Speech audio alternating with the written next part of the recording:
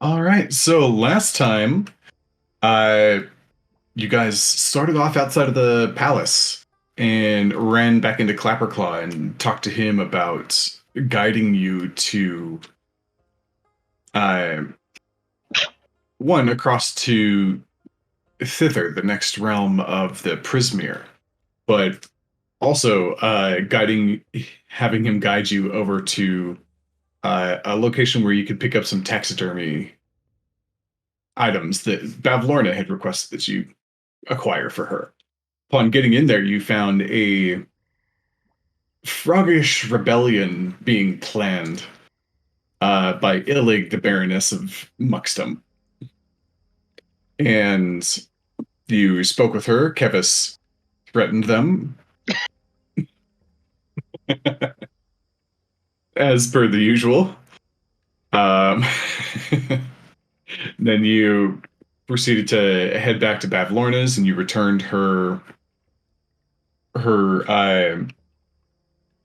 You gave her the taxidermy items, putting them inside of her stitching room of horrors.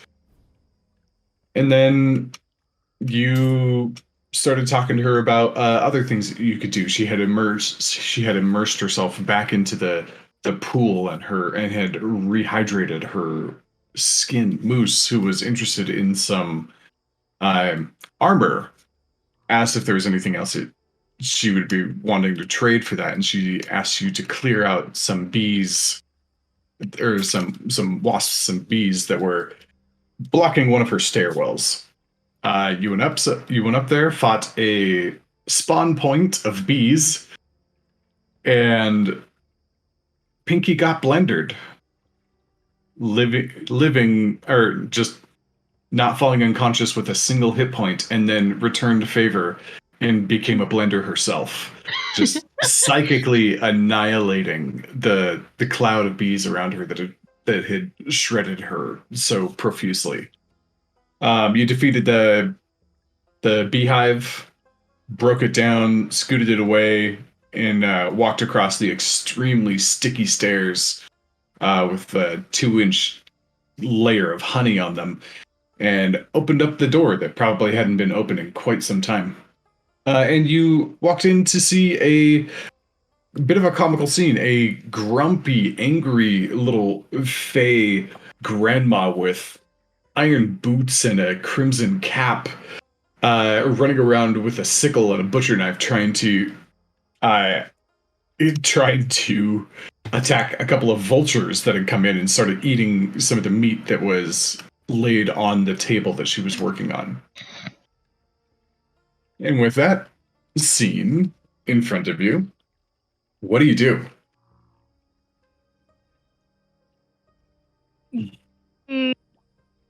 Hello? Ah! What do you want? And she's like not even like looking at you. She's still just like running around and like trying to get close to this vulture as it keeps like hopping away rapidly and like fluttering over the table, and she's just with their heavy boots just clump clump clump clump, like trying to hack at it. Need some help? Yes, capture, kill, whatever. Stop these things. They're eating our lunch. Kill whatever. Are they are they jumping around or are they flying around? A little bit of both. Just if it gets close, and it's easy enough to like kind of flap, and then it like hops back up on the table. They're essentially playing like a game of chicken with this thing. I guess I'll just throw some daggers. Okay. All right. Roll an attack.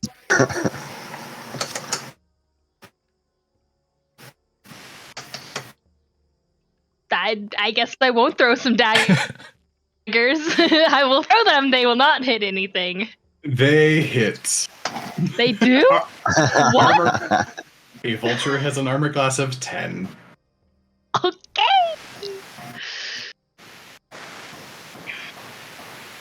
For 10 damage. Oh my god. Oh, 10 damage. 6 is like my favorite number or something. And then I'll You, just, you throw one, and it just like lands in the base of the neck of the vulture, and it goes. and then Just I'll falls. throw my other dagger at the other one. Okay, go for it. That's a really nice bumper. Yeah, that'll hit. Kevin's just sitting up against the wall watching this. Okay, let's see how For this goes. 7. For 7, okay. These things are not very strong, and it dies as well. Okay. Just pick it. And it, like, sticks both of the birds in both of them. And the little red angry fae comes around and says, how'd you do that? I'm really good with knives. Apparently. I don't see any knives. That's how good she is. Yeah, invisible knives. She takes her sickle and just like whacks it into the counter, making it stick. And then she grabs the bird by the legs and like flips it over and like slams it onto the counter. And like moves over and like starts to shuck the feathers off this thing. You ate my lunch, I'm gonna eat you. It's like starts preparing the bird to be slaughtered. Looking at Kevis like, what the?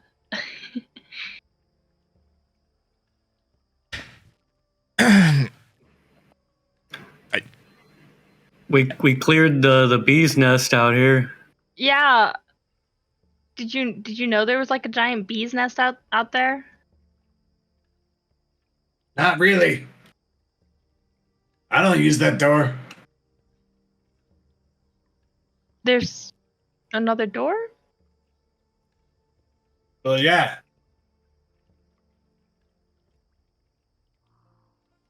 But she just keeps going. Just ripping feathers off.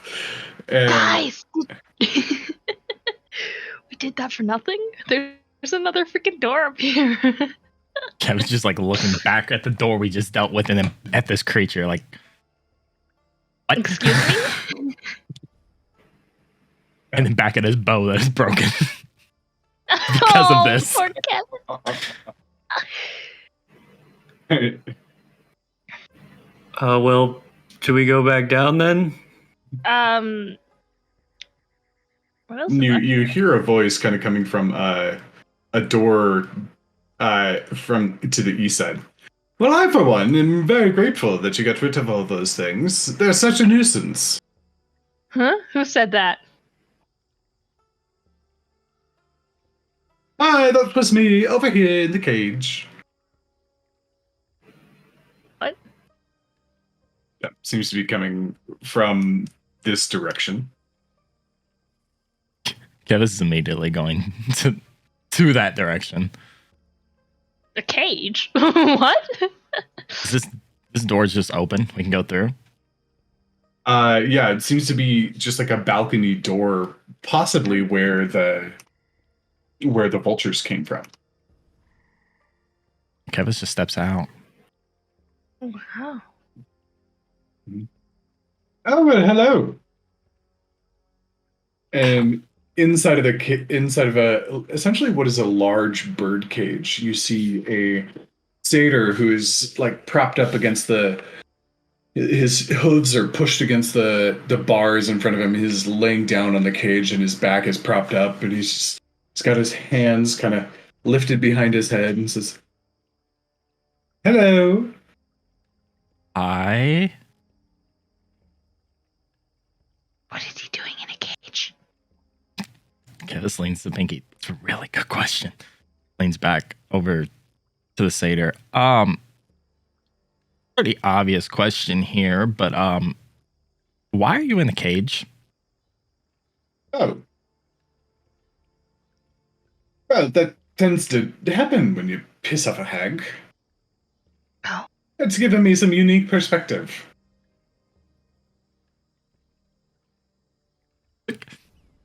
probably going to regret this, but what perspective can you get from sitting in this cage? Obviously, you pissed off the hag that is currently downstairs, which seems like a common trend among a lot of people here. Kind of looking, and I'll Kevis look back towards the group. I wouldn't be surprised if we may do that, but that's a whole other problem. So you want to just kind of enlighten me on how you ended up in this cage and why you're so relaxed in this bird cage. Oh, well, perspective. You see, I choose to take this as a bit of a metaphor. And he stands up and he kind of had his legs crossed. But as he stands up, Kevis and Pinky are both like, oh, no, he's totally naked.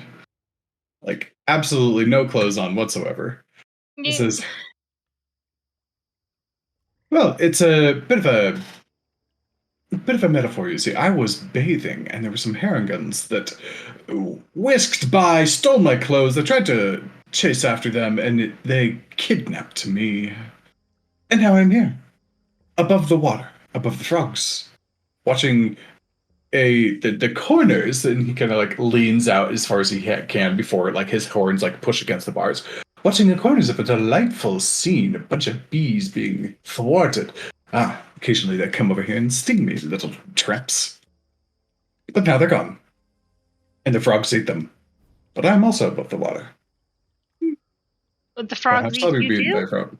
Oh, perhaps if I fell down like they did, they might mistake me for a large bee.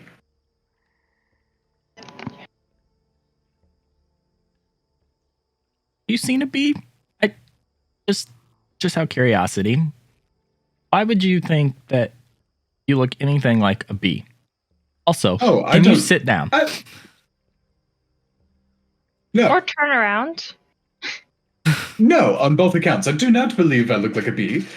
But I do not believe in the incredible intelligence of frogs. They are dim-witted creatures at best. I mean, fair. But imagine you're bigger than this frog. Something tells me that you're not very good at protecting yourself. You don't say. Well, you might be right, but it does lead me to interesting opportunities. Like being in a cage? Quite. It's given me some alone time, a bit of perspective. You ever want to get out? Oh, sure. Yeah. Happy to leave whenever the time suits the situation. Are you just supposed to live here now in this cage for the rest of your life? Or the hag say you were going to be free if you did something? Oh no, she hasn't paid me any minds yet. I was put in here. I haven't even seen her. Probably forgotten you even exist. Probably. However, how could one forget someone so handsome as I? Very easily. And he, like, Kevis says under his breath. rubs a hand through his hair, obviously feeling proud of his demeanor. What brings you here? You two are an odd standout against this bleak backdrop. Backdrop. Haha. Kevis just looks at Pinky.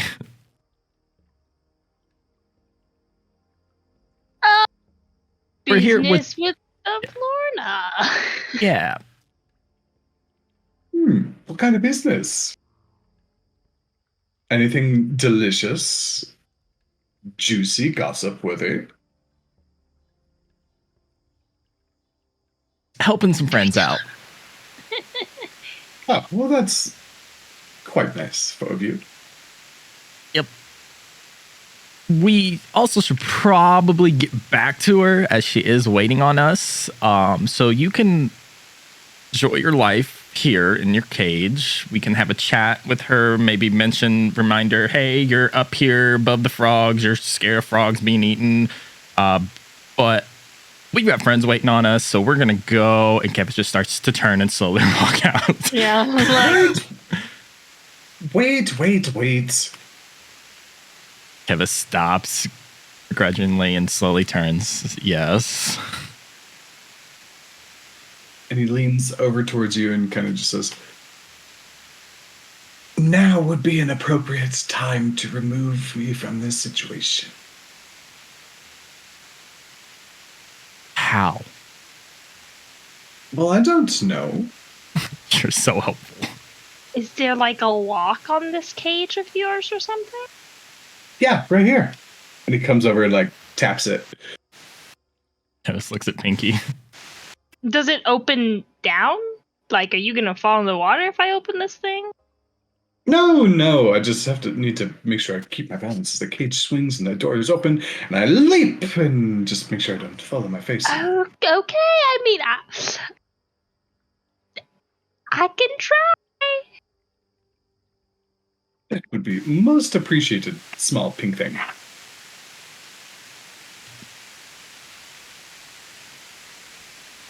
She'll kind of. Somebody has some like almost rain sounding static in the background. I hear it. I do hear it. Duke, is that you? Troy, is that you? I'm on push to Mine's talk. on mute, so I don't know. Yeah, I don't know. I'll leave and come back. Oh, it's still there. Oh, it's gone. Well, you guys are discussing. Pinky, go ahead and roll a Thieves Tools check to try to unlock the cage. I'm going to go off video for a second. I'm having a technical issue with one of my cables. Okay, that'll just be my sleight of hand then. Ooh, wow, look at that. She's like, ha ha ha. Do I know what I'm doing? Ha ha ha. No. She's just gonna, because she's actually good at this. Gonna. Is it really worth it though? I don't know. It's your call. Look, if I still fail this, I just get back my dice. Oh. Yeah. So you have nothing to lose. I have nothing to lose, quite literally here.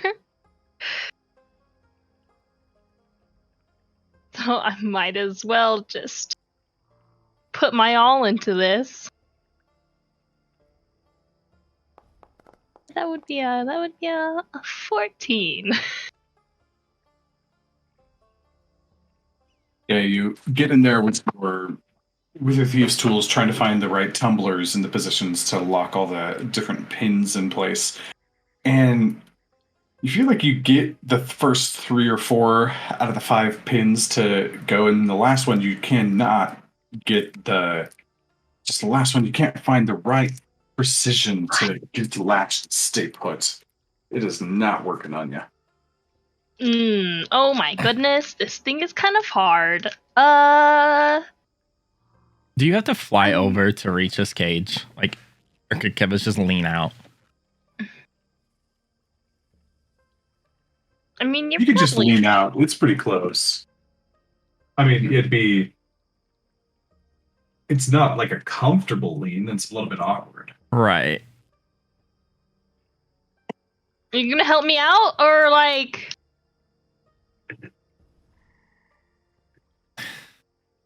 Kevin's just take the end of his sword and smack the lock. Trying to break it. Go ahead and make an attack check.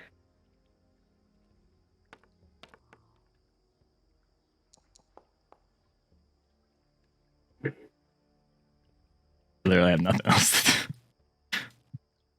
19. Okay. Yeah, that certainly hits. Go ahead and roll some damage. Oh, it added extra stuff it shouldn't have. So no psionic because it's an inanimate object. Yeah. So 8 piercing damage. Oh. You jam it in there, and it kind of warps the lock. It doesn't seem to like quite break it, but it's definitely bent inward, and there's a slice, and the keyhole is essentially like kind of pancaked itself in. It's kind of like warped and pressed in now. Because looks at Pinky. When You have to lockpick this if you. just break it. Just break it. Just breaking, he said. Break it. Pull out Talvar's dagger. I'm kind of upset. Just break it, he said. Just break I broke it. my bow. I am mad. Just break it, he said. Rolls a nat All right, 20. natural Okay. 20. Yeah, so that's definitely gonna. Pinky's sitting there mocking Kevis, and as she is, she just grabs Sir Talavar's dagger and thrusts it forward, and it's like somewhere between lockpicking and lock smashing. Just very precise thrust goes in, and she, sorry, I'm still fidgeting with one of my cables. Very precise thrust goes in, and you kind of twist it, and that twist gets the last of it going, just and kind of snaps open. Kevis just looks at her. Now You- see? Hole. I didn't. I like look at the dagger. I'm like, is it damaged? Any chips, right? No. Seems fine. whew. Ah. Not doing that again. All else fails. You can't pick it, break it. I mean, I guess. I feel like I could have like tried again, and Leans over to Pinky, but did you really want to risk your tools for this guy? oh, fair. Okay. He says, well, now that is taken care of, and he leans forward and opens the gate. Scoot out of the way. okay. I need to jump. Okay. All right, and he. That's good enough. It wasn't a high Okay. DC. Just kind of like Damn. swings back and forth, And he's gone. gripping the sides, and just that's it. Ha! Thank you, and you're welcome. So Not now a what are you word doing? about us. Yeah, don't say anything about who freed you. Thanks. What do you mean? Who are you? I don't even know your Yeah. names. Awesome, great, perfect. That works really well. Insight Who are- check. What are your names? Go ahead and roll an insight check. More just looking of if like worst comes to worst, like would he actually give us away on that? 13. This guy's a little bit off his rocker. Something about like guy doesn't appreciate the level of like danger that he might be in, just being in proximity of a hag. And so it's just like, okay, so he's a little strange. I don't know, but his nonchalant attitude doesn't come off as threatening. Okay. Do we want to tell him our names? No, Is that a good idea? That's a bad idea, No. right? no one, not even the other twos. 3. Okay. Okay. We're just passing adventurers. That's Yeah. all you need to know. You can call us some friends. We're friends. Sure, Potentially. friends are excellent. Mm. Well, now that you're free, what do you plan on doing? Well, first of all, and he kind of like brushes past you and says, "Oh, excuse me. Oh, hello there, bloody toes." And the grumpy woman is like hacks off the neck of like the rooster and like shifts it over. She's like, "Are you out of here? About time. Tucking my ear off all this time is making me cranky." It's like, yes, well, quite. Oh, look over there. And she looks and he grabs like an apron and ties it around his waist like a makeshift loincloth. And says, well, I don't know what the... Oh, I thought I saw another bird come to steal some of your makings.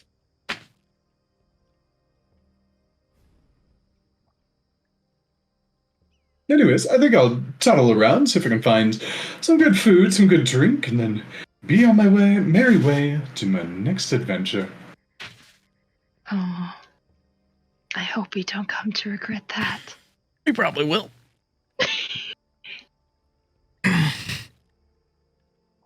Oh, God. Wow, that was actually the first attack I did with his dagger. That's something. On an inanimate object. An inanimate object. Feels good.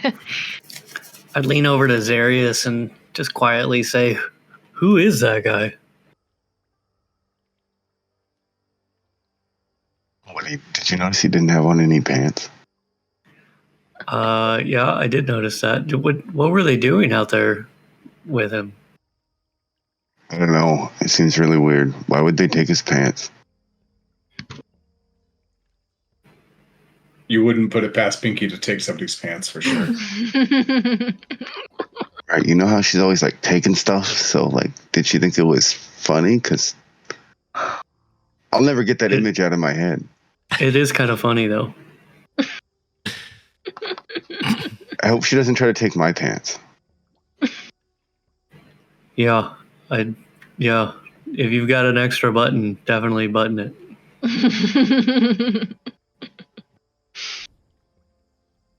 Yeah, I'll look. And I think it's all just straps. that definitely, it's all like knots and like ties and such like that. And he comes over, Bloody Toes, is there anything to drink around here? And she just kind of like waves him, like, yeah, there. And he comes over to this cabinet and like opens it up and grabs a bottle and just kind of, oh my, that is most foul. Continues drinking it. Well, should we go? Let Hold on, her you guys know that we- let this guy out? It's Long story. Actually, it's a very short story. probably a story for another time. We will He definitely had no tell pants. you. That's still. And what did you get from him? Like, there's like the rule of reciprocity, right? So you let him out of the cage, and he gave you what? Looks at Pinky. That's a good fucking point. You opened it. You can go talk to him. No. Diddle-oo. Most, I don't know what they do without us. They're very lost. Hello, pink thing. Hello, tall thing, handsome thing. I think. Thank you. That is my preferred moniker. Yes. Well, since we have freed you from your such boring imprisonment, don't suppose you could help Enlightening. us in some sort of way? Well, certainly. Get me out of this place. As he like he's sitting on the counter at this point. He kind of like rocks his feet back and forth and goes kind of just hitting a cupboard that he just got his booze out of. Get me out of this place, and I think I have something in mind that might be useful. Okay. Looks at Kevis. Does Kevis hear that? Yeah.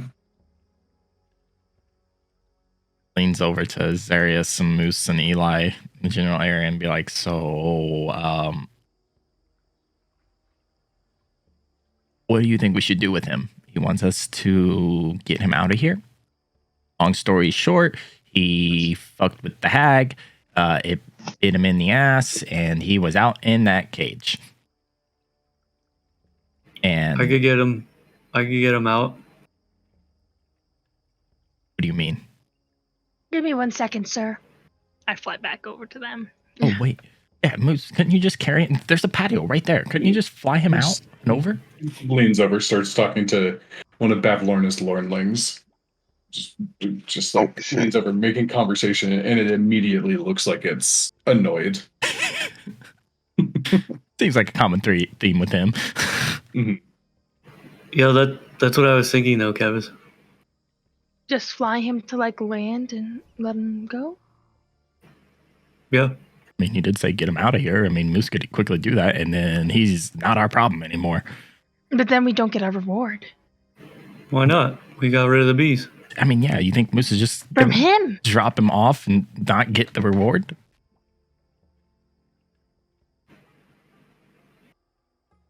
Kevis walks over begrudgingly to him. Maybe we get a reward first and then we set him free? Because As we he already hears that. honored half of our promise. He didn't have any clothes on. He doesn't have anything. Moose could. After Moose takes him, why can't Moose just get the reward? Does he need help? Do you need help getting the reward, Moose? Is that what it is? You can tell me. It's okay. No, I mean, he doesn't have anything. I don't want his loincloth.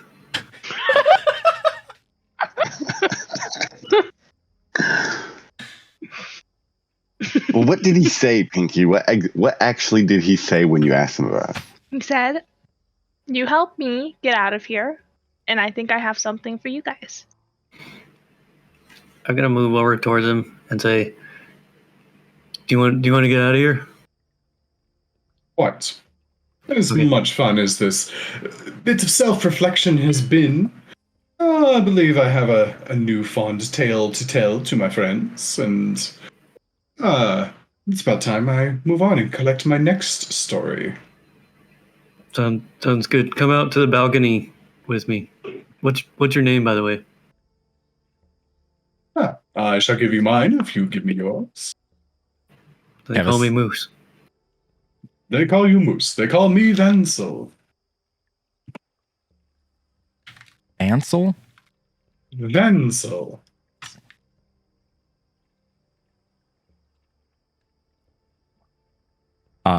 Before they walk off, Kevis looks at him and says, so this reward you're saying, my friend here can easily get you out of here. But how we've also freed you. So we're doing a lot more than what seems you be paying us. How would we get our reward? Because we can't leave here Oh, yet. Poppycock, you don't know what it is. Just... Huh? You shall see.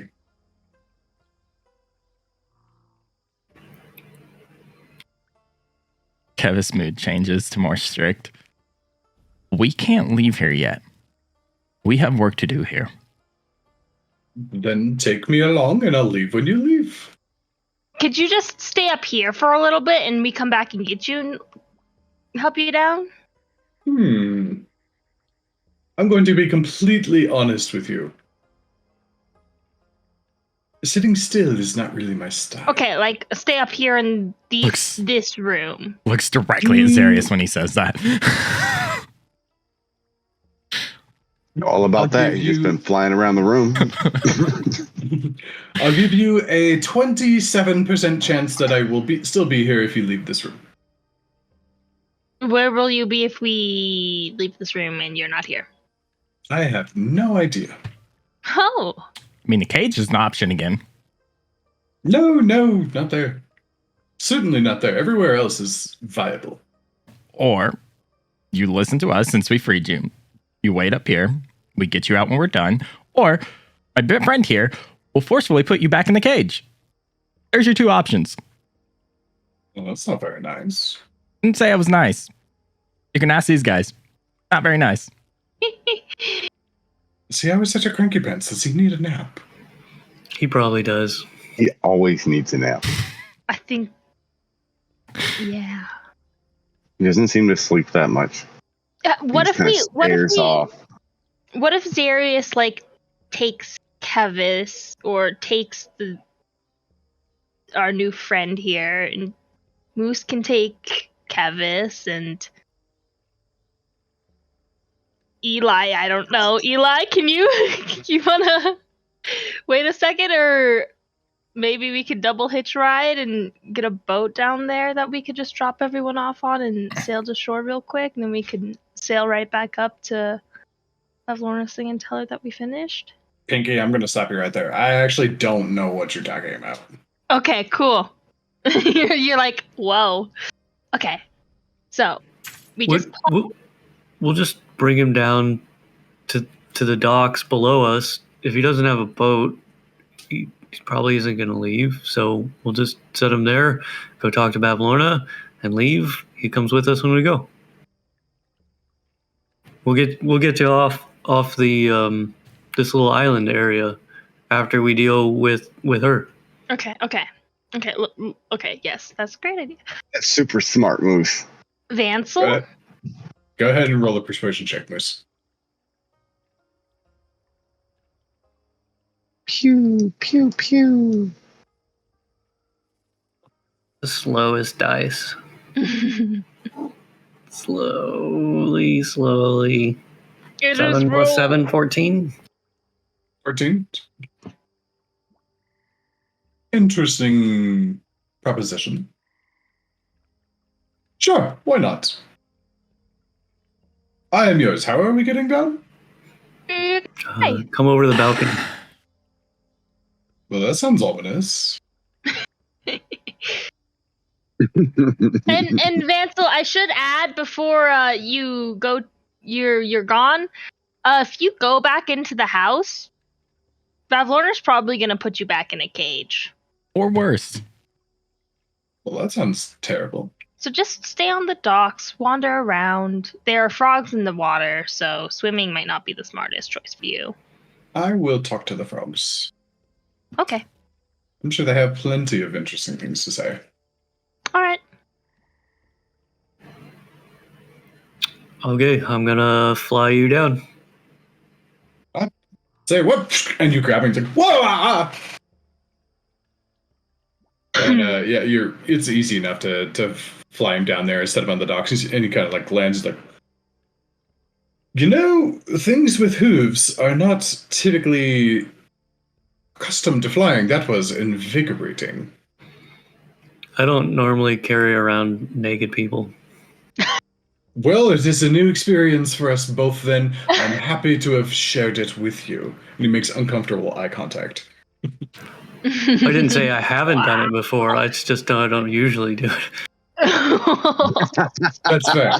And I'll fly back up. Interesting fellow. You come on back, and Vansel is gone. Okay.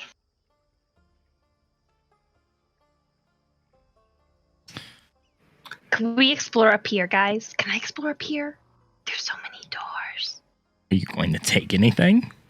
No. As she like goes over and like opens this door. Like at this point, Kev, this is just the bottom figure following her around, making sure she doesn't take anything. Oh wow. Oh wow. This does not look. All right, It's a meat just a moment. closet? Hold on a second. I'm putting Vansel on the map where he's supposed to go on the other side. Far away from Kevis.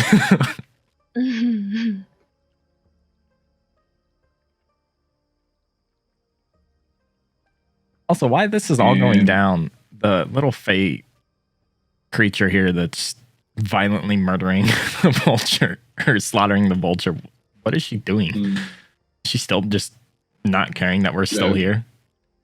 Yeah, she's sitting there just like minding her business and hacking away at this thing. It takes quite a while to butcher a bird, especially one of a vulture's size. I'm going to refresh my foundry real quick. It seems to be stuck.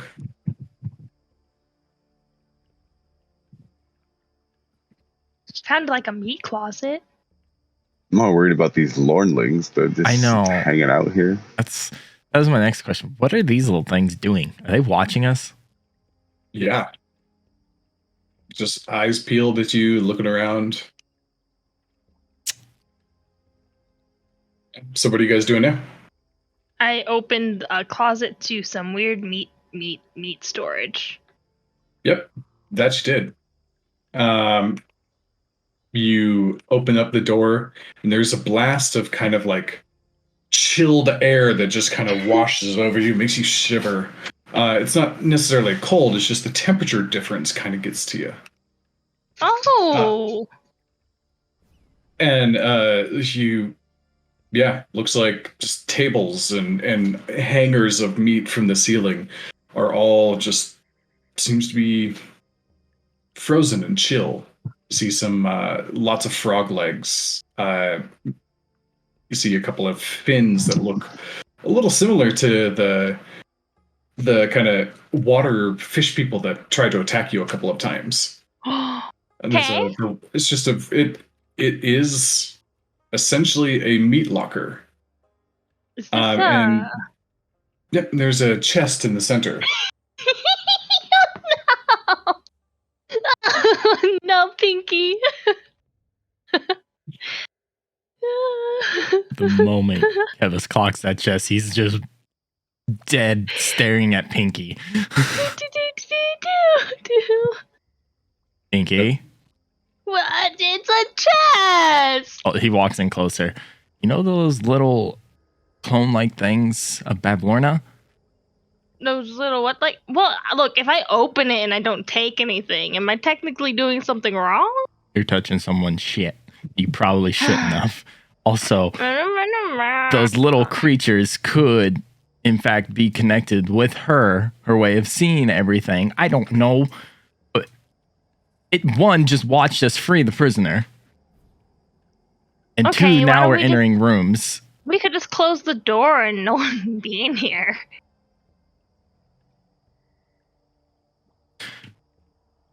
Kevis peeks his head out. Eli.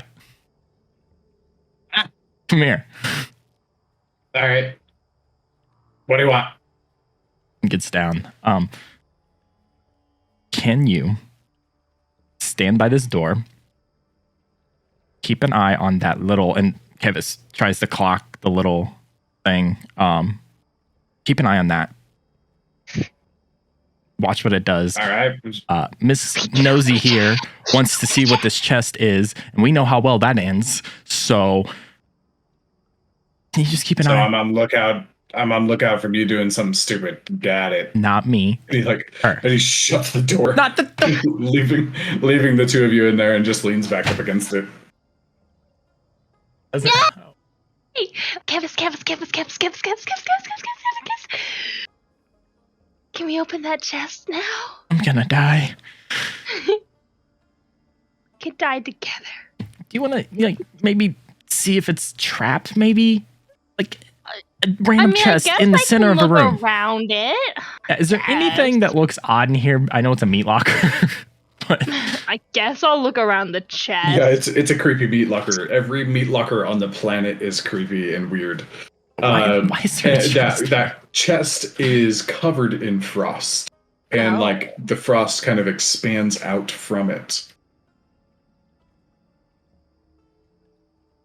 And Pinky, with your insane passive perception, you hear very softly.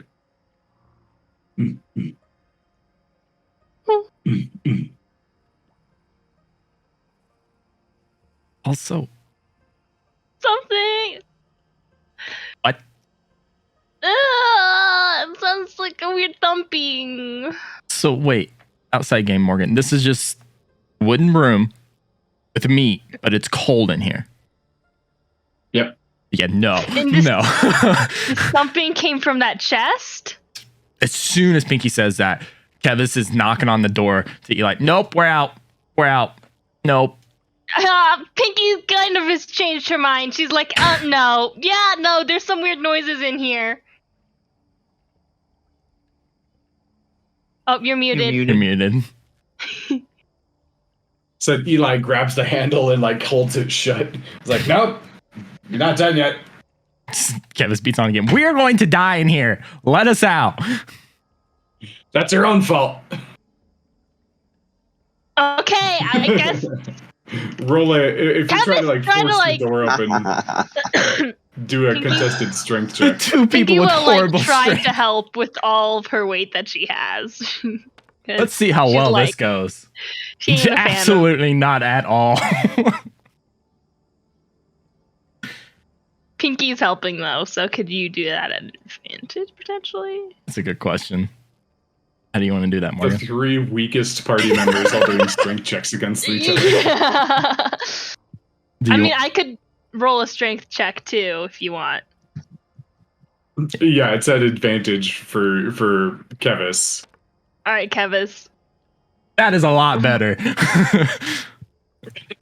And you pull, and like Eli is still grabbing it, just kind of swings inward with the door, like his feet just kind of dragging. It's like, ah, man, Kevin just looks down and is like, "Really?" what? You expect anything different? Oh my gosh! Oh my He gosh! just Getting he just out he walks up and just kind of like smacks him in the back of the head and continues to walk. Ah, Okay, so that room has some weird thumping noises in there. thumping. What were you two doing? That room is off limits. Oh wait, where's the grumpy grouch? Right here. Hi. Yeah. What? You know there's something that's like alive in your meat closet or something? Yeah, it keeps it cold. What? It keeps everything cold. What is it? I don't know. Okay. I just throw the meat in and and she's sitting there and she grabs what was essentially like a wing and thrusts it into your hands. Go put it in there. Is this wing like pretty big in my hands? It's a vulture wing, so it's a pretty good size, especially on you. And she's gotten all the feathers off at this point, and she's starting to like take certain sections off, and then she like splits down the belly and begins to like remove the organs and stuff. What's to do with this thing?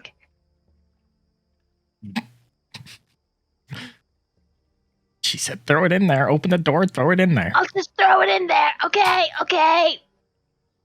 Eli, please move. All right, fine. Eli, Pinky's just like dropping it on him. Ah, Put it in there. fine. Throw it. Turns and walks in. Oh my god. That was the problem.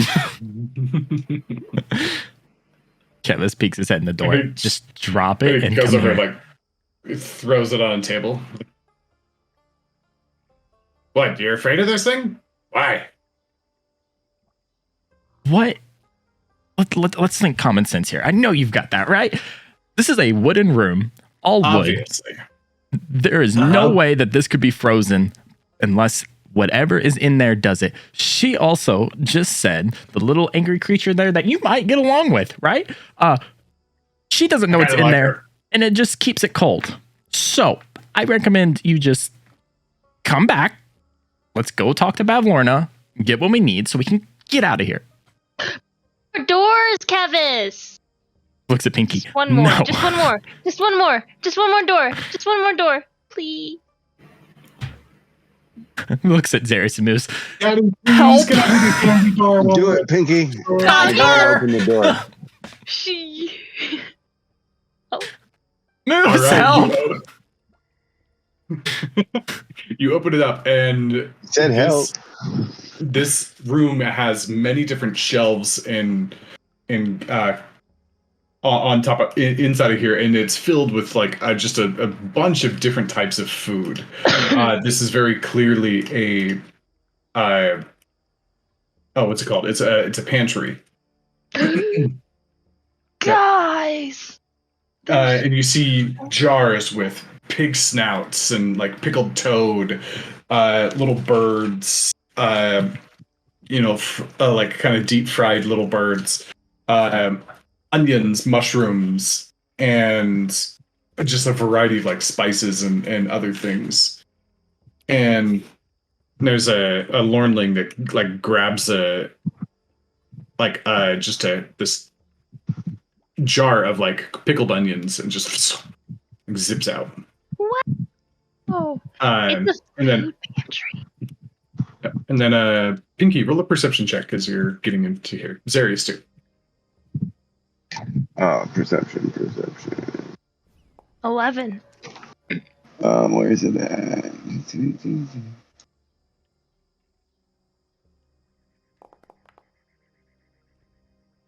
All right, 15. All right, so as you're looking in here, there's something that kind of catches your eye in the top right, a little bit of movement. And you see over here, there is a little mushroom with a face. I need this. It's like in a jar, and it's just kind of.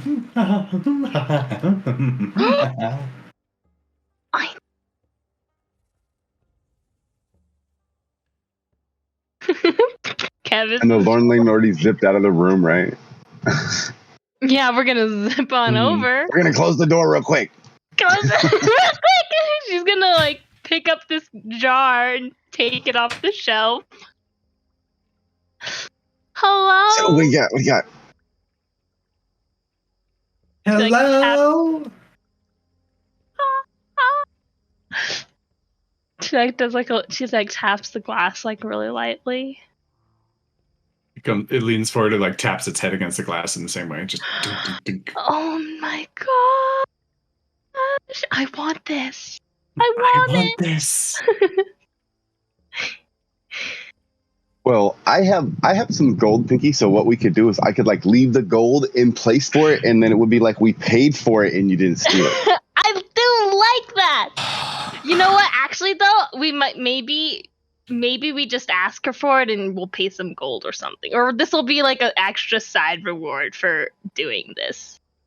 I thought you guys said not to like deal with her. Like everybody made such a big stink about not dealing with her, and now you want to deal with her for this. I'm saying it might work. Like it wouldn't technically be stealing. I'm just saying if we deal with her, do you think she's just gonna give it? It's an to you? equal exchange.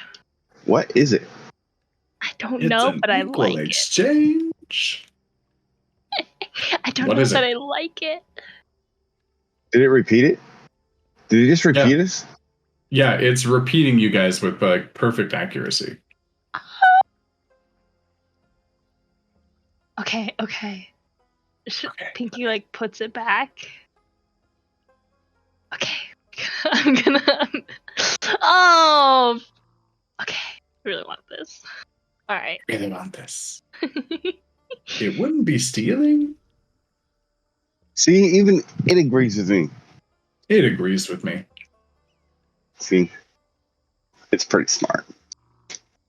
I've never hated a mushroom more than right now. I'm so conflicted. Do we take it? Do I? You know, I'm gonna bring it with us. I'm gonna maybe bring it with us. Pinky's conflicted because everything else has attacked her, and now she's dealing with a hag. I'm gonna take it and put down a gold piece. Oh, are you gonna hold it onto it for me? Yeah, I'll hold on to it for you. How big is the cage it's in, Morgan?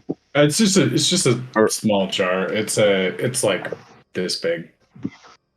Okay, so it'll fit in like my pack or whatnot, or in Pinky's pack. Yeah. Oh yeah, definitely. Okay, so I'll set down a gold piece and then I will put it in the pack. Do you want it in your pack, or I can put it in mine? I don't really mind. I'll put it in my pack. Put it in my pack. Put it in my pack. Okay. So fly up here so I don't have to bend down. They're still they're still pretty brittle. Okay, and then she flies up and then turns around and I unzip it and then I put it in her pack and then I zip it back up and then I put a gold piece down on the where we're sitting at. I'll put a gold piece down too. Okay. See, and then we didn't steal it. See, I hope this is but the right logic. I don't think you should tell Kevis though. Okay. He's kind of judgy.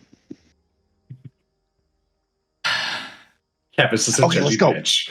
Pretty much. Kevin's just arguing with Eli right now. Yep, Moose, what are you doing in this time? I'm just kind of waiting to go back. Are you guys ready? Maybe we should ask the cranky lady if it's okay if we take something real quick, though. It's never What? gonna be good What? here. What? Kevin just spins around. What did you say? Oh shit. He's also You like hear from- he's also clocking Eli to make sure he doesn't do anything stupid behind him. You hear from Pinky's pack, in kind of a muffled tone. Oh shit! Does it sound like her? Or just It sounds like her, but like if you like took it up an octave, so it's not a voice I'm familiar with per se. you can tell it's her. It's like if Pinky was speaking very shrilly. Wow, Pinky, when did you learn how to throw your voice? Did her lips move the second time I heard that? Well, she hasn't said anything else, but you hear from the pack, and it sounds like Zarius a little bit higher.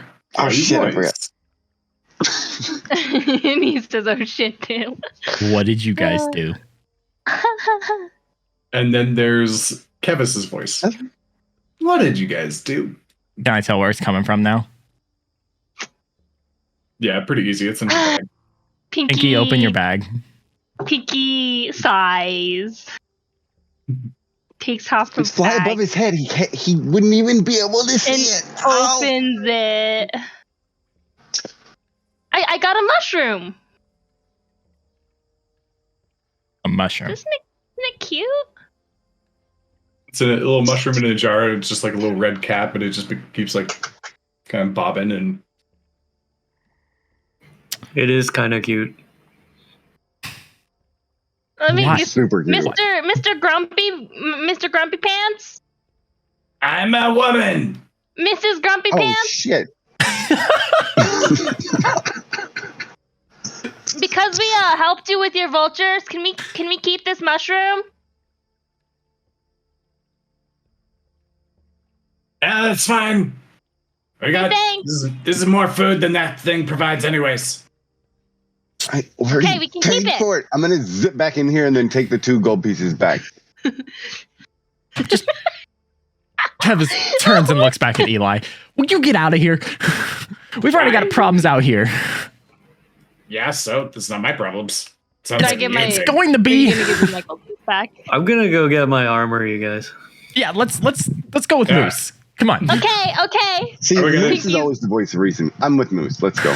But wasn't there So another happy. way to go besides Are we gonna- the back way? Are we gonna open this thing? Nope. We're gonna Oh, go there's talk a to door. Bad There's a Lorna. door somewhere. Wait, what? He's talking about the chest. We're not opening the chest. Let's go out the door we came. Talk to Bad Lorna. The group's already going. Let's go get Moose's armor. Let's be helpful for Moose. Okay. Pinky's like really happy. She's put the jar. back Kevis in is her trailing bag. behind everybody at this point. Hey, Kevis, you have any like bottles or something? We should definitely get some Oh. of this honey as he's like stepping in it and like looking at his feet. That is a good question. Okay. A few sessions ago, Morgan, when we met with, I can't remember his name, the one that healed Zarius's wings. He taught me the healing Spirocus? potions. Yeah. Did he give me like vials or anything, or did he just straight up give me potions? What inventory do you have? Good question.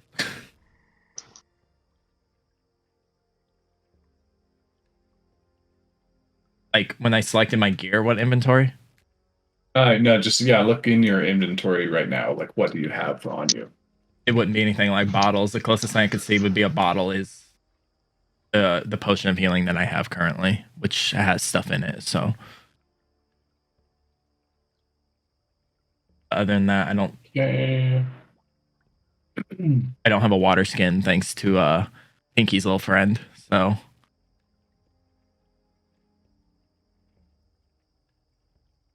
What do you mean, Pinky's Um, little friend? No, at this point you don't have anything like that because you don't have like alchemist supplies or Mhm. anything along those lines. That is kind of where you would get those from. that's what I was thinking. Okay. It looks like I don't have anything. Do you? Yeah, no, me either. And he's like reaches down and like rubs his hand in the honey and just starts licking it. What's wrong with Why? you? It's good. What's wrong with you? This is tasty stuff. Just go. Kevin's head's down at this point. And I am having a weird thing. You guys can get down the stairs and Yeah, click on the icon and stuff, right? Yeah. Yep. I am not seeing my own icons, which is super weird.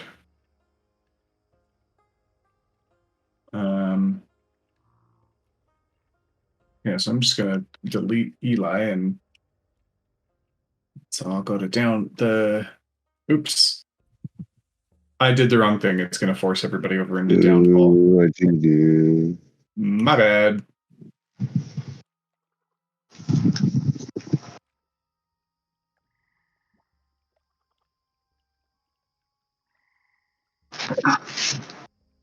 Okay, so now we should be in a good spot.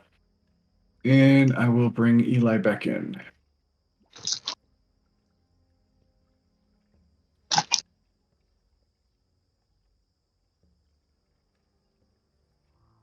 Okay, so you guys get down the stairs and come back to the pool, and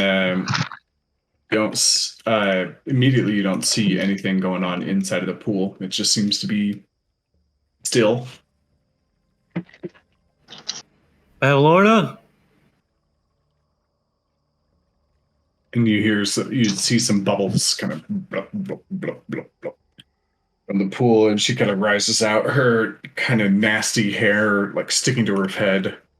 And she comes out, and her big, wide, white eyes just like, yeah, what do you want? You're looking refreshed. I feel it. My beauty has been rejuvenated. I was gonna say something. We cleared out those bees for you, though. Oh, good. All right. And you want some armor in exchange, huh? Yeah, like some scale mail or something. It's really dangerous here. Only if you don't know what you're doing. Which I don't know what I'm suppose you doing. don't. That much we can agree on. But we're pretty good at cleaning your pipes. I appreciate that.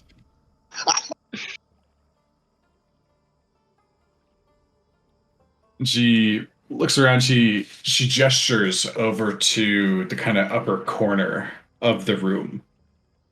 She says,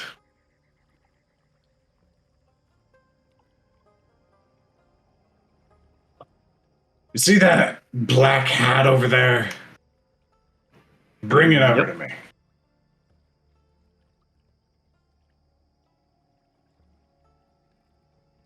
Why?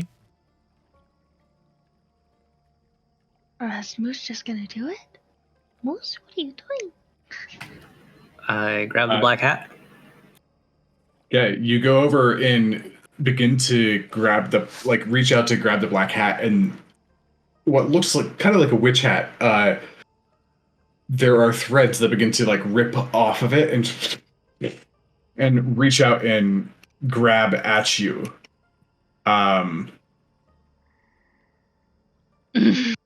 You just got trolled and now plunged.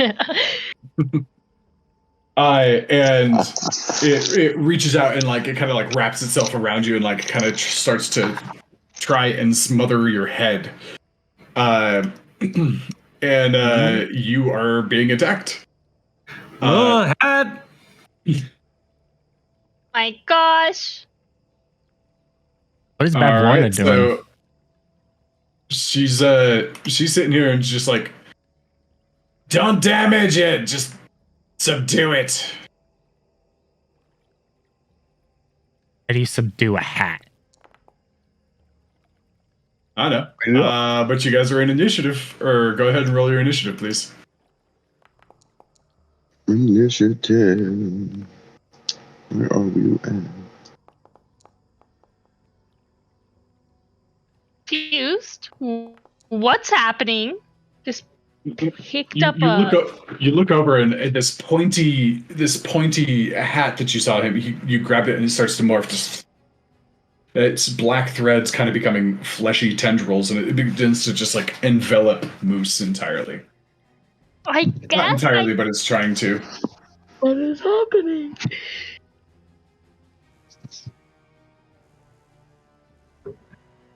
So Zarius, you're up first. Alrighty. Actually, sorry. It'll be the creature's turn first. It gets a surprise attack on Moose. Okay, so that'll be 13 to hit. This is why I need armor. All right. That is 4 points of bludgeoning damage as it starts to crush you and smother you, and it is over your head. You are now blinded. Oh, I can't see. All right, and now it is Zarius' turn. And it essentially transforms into this, what was kind of a normal kind of looking black witchy hat, unraveled and begins to move. It looks a little bit wicked, like a evil umbrella.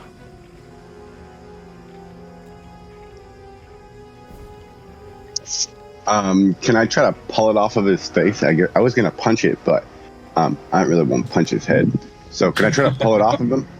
Yes, you can. Go ahead and roll a strength check.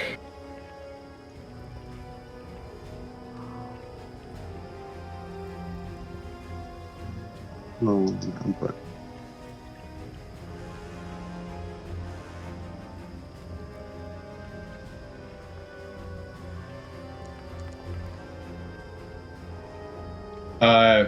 Yeah, you kind of like reach up and like put your foot against Moose's torso and grab on top of the thing as it's like trying to wrap its tentacles like around the shoulders and whatnot. And you kind of like flip backwards and fall on the floor, and it's now in your arms, and Moose is no longer being attacked, and it's just sitting there like kind of flopping around, just like trying to figure out where it is. already, I guess that is my turn. Okay, Moose, your turn. That thing kind of like hurt. It's like getting a hug that was like way too much pressure. I'm going to jump on it and grapple it. Okay, go for it. Go for a grapple check. And technically it is prone at the moment. So you have advantage. Sweet. Is that a strength check? That is a strength check, yes. It's actually an unarmed strike. Okay, well then ignore the 17 on the strength check, and I will roll an unarmed strike at advantage with the slowest dice in the world.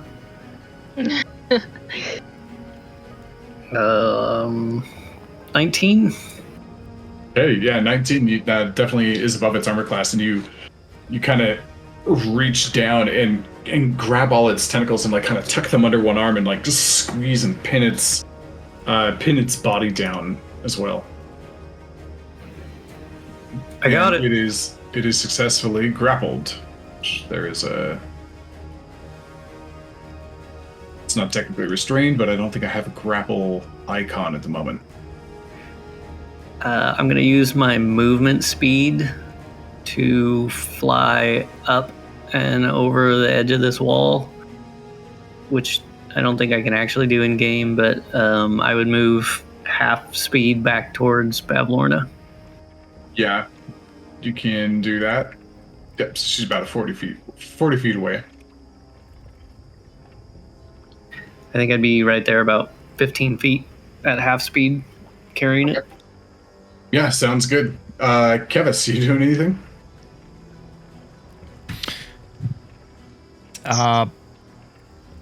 Bad Lorna's just watching this all go down. Mm-hmm. Do you want a hat or whatever that is? Who are you talking to? Bad Lorna. She looks at you and she says, "Watch your tone, young thing." Kevis I bites his said, tongue. I told him what I meant to say. She comes up and she gets on this lily pad and just kind of stretches and shakes off like her bad hair and everything and kind of sticks her feet in the water. Kevis just looks at Moose. I don't think she wants that. I think she wants it as the hat. Well, I don't know how to make it a hat again, but I'm just gonna bring it to her. I don't know either. Okay. mean, Eli's just gonna come over to the railing and just like prop his hands up and be like, "This is good shit. This is hilarious." Pinky, your turn. kind of confused. I'm Pinky gonna fly. Confused. She just wants the hat? This what is she a hat. said. It's like a monster hat. You want the hat or the thing that attacked him? But are you blind? They're the same thing. Okay. Pinky just. Yeah, she's gonna stand on this rail and just Yeah, watch. bring it over here. All right. Next up is the creature's turn. It is going to try to become ungrappled. And Moose, I need a contested strength check from you, please.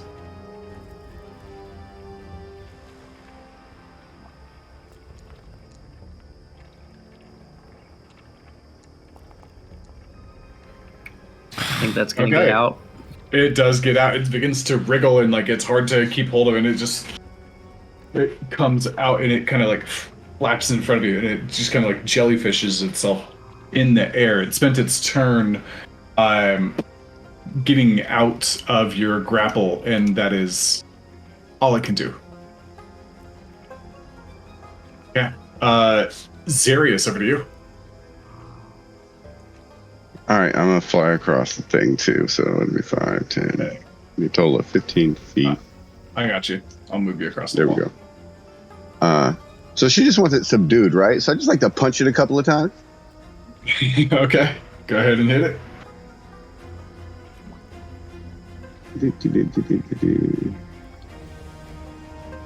Actions, there we go.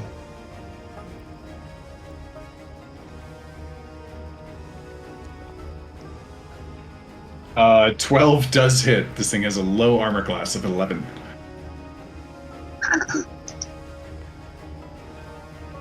Okay, 9 points of damage. Okay, you I don't want to kill punch it though, so I just yeah. A couple of its eyes go limp, and like it looks like it's like those are gonna swell up in a minute. It's kind of very disoriented from taking a punch. It's still standing. All right, so I'm gonna use my bonus action and punch it again. Okay, go for it. Aw. Ooh, a 9, not this time. It These are dodges out of the way, just goes wide. Anything else for you? How tall is the ceiling? In here, it's about 10 feet up, I think, from the railing, but like from the pool, it's about 15. All right, I just like to go 10 feet in there. Okay, cool. Yeah, and it's flying about 5 feet. All right, Moose, over to you. Gonna grab it again. Okay, grab it. Make your attack roll.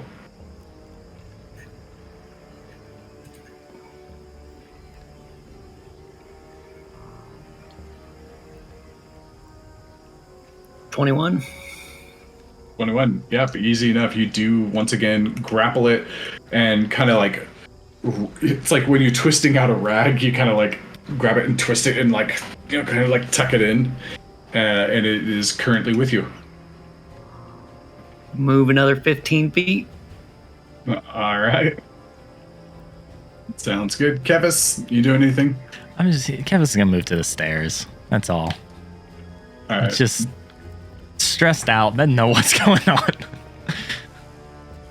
Sounds good. Eli's just sitting there and be like, man, I wish I had some popcorn. Pinky, anything from you? I'd fly over to this rail. Right over Kevis onto this one. I don't know if I can actually. I'm Okay. gonna have to go the long way. But yeah, that'd be. Sure. Okay. Moose. It's going to try to escape again. Contested strength check, please. Apparently, I'm rolling well on this part.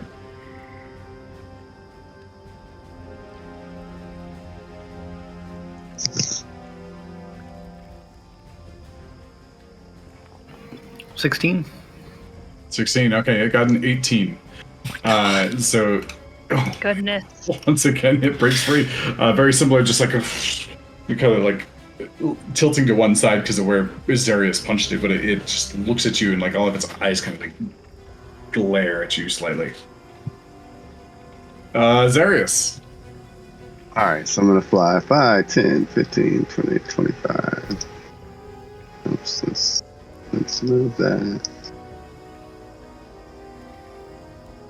I'm flying 25 feet, and then I'm going to move down 5 feet so that I should be flanking Moose, right? Yep. Okay, so then I'm going to punch it again. Okay, go ahead and punch. With advantage, right? Yeah, because I'm flanking him. Mm-hmm. Yeah, same roll, double 24s. Nice. Alright. And then, wham, I'll punch him in the head. Okay, for 8 damage. Alright, So you I'm punch it. knocking him unconscious. It looks pretty hurt at this point. Still not quite, out of HP. So you kind of get the sense that your next blow would be able to like render it unconscious.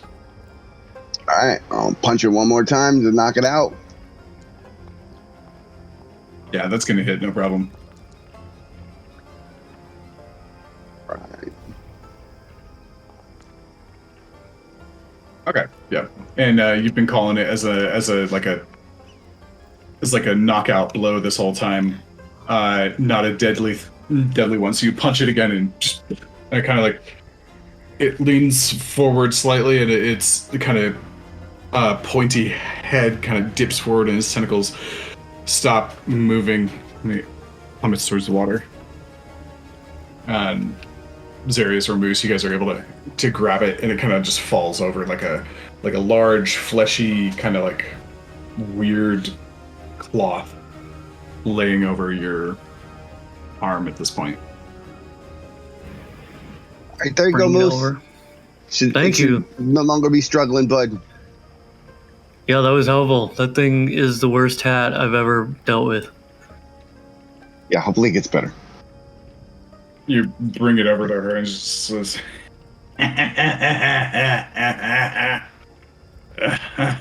was a little bit of entertainment. All right, so you want some armor, huh?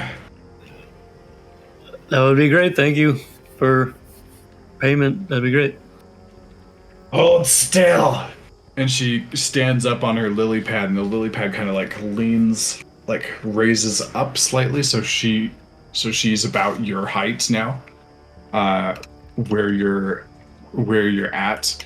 She takes the thing from your arm and kind of like flaps it open and smacks it onto your chest, like it's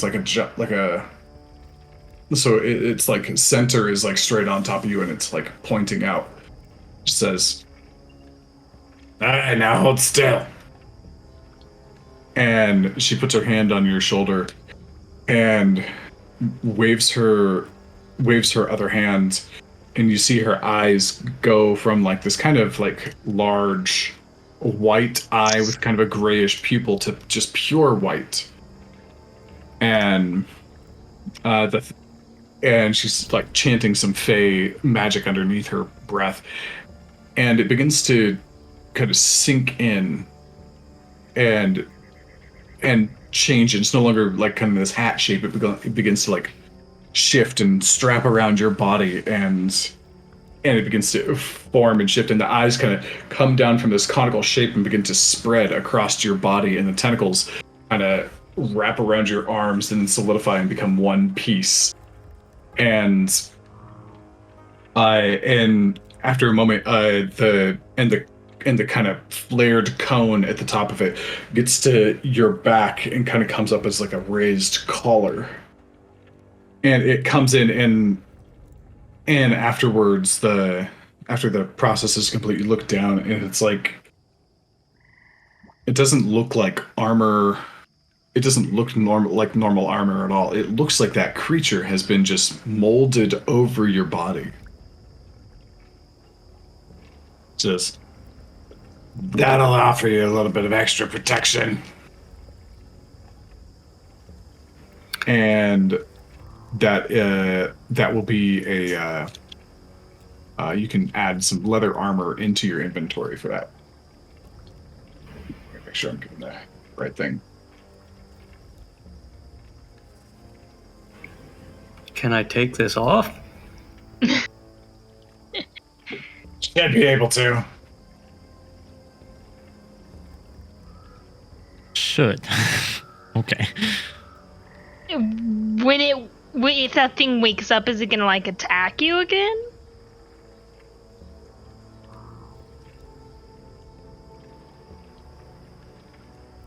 You'll just have to see.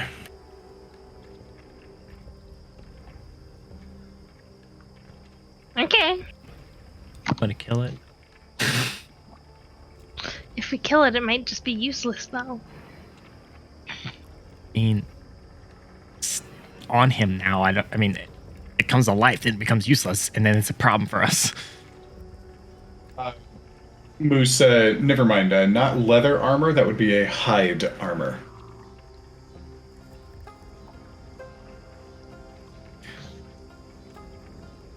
Kevis looks at Bavlorna. Out of curiosity, just from my knowledge, you know anywhere you could get a bowstring? And he pulls his bow up that's broken. Just a simple bowstring.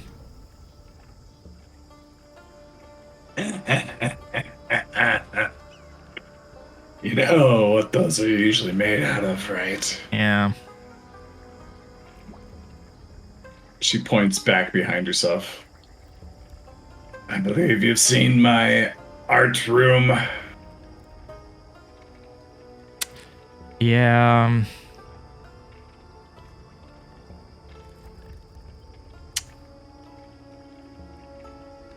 Is there some back there by any chance? There's a good chance. Do I have to pay for anything?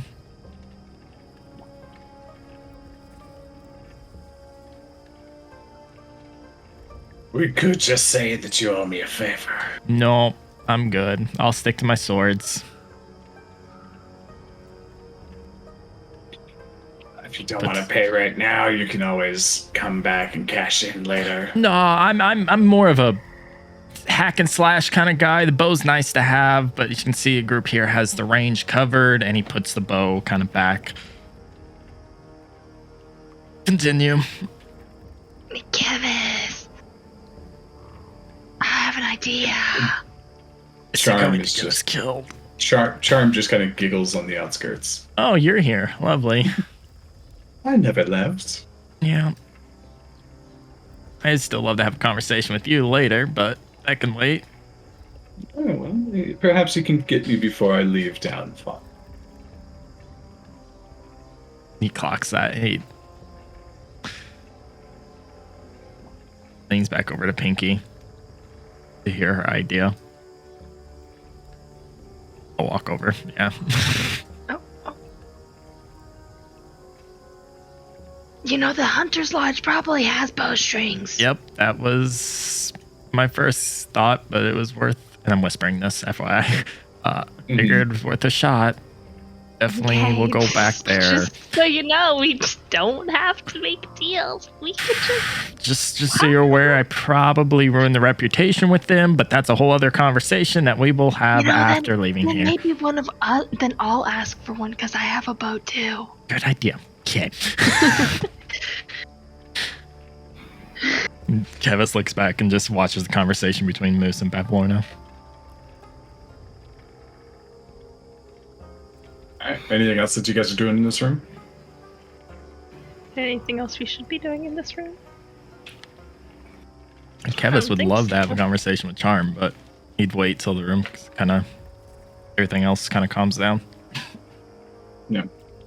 She says, "No, if that's all, then you want to retrieve your things, then you should really be on your way to go visit my sister." Which one was it again? Nightshade.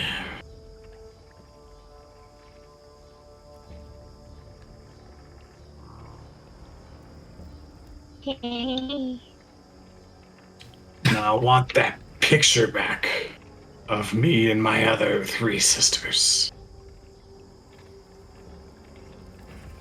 We'll get it. And I need it soon. You've got 7 days to return with it. How long does it take to get there? Depends on how clever you are. We might not make it back in time then. Well, if that's the case, then... If it's not by then no deal. Wait, what? How? Okay, well, if we get the picture and we're not back in 7 days, then no problem. Is there a faster way to get around here? You saying that to us? Yeah. I think someone here might know a way. I mean, we can use the moving land.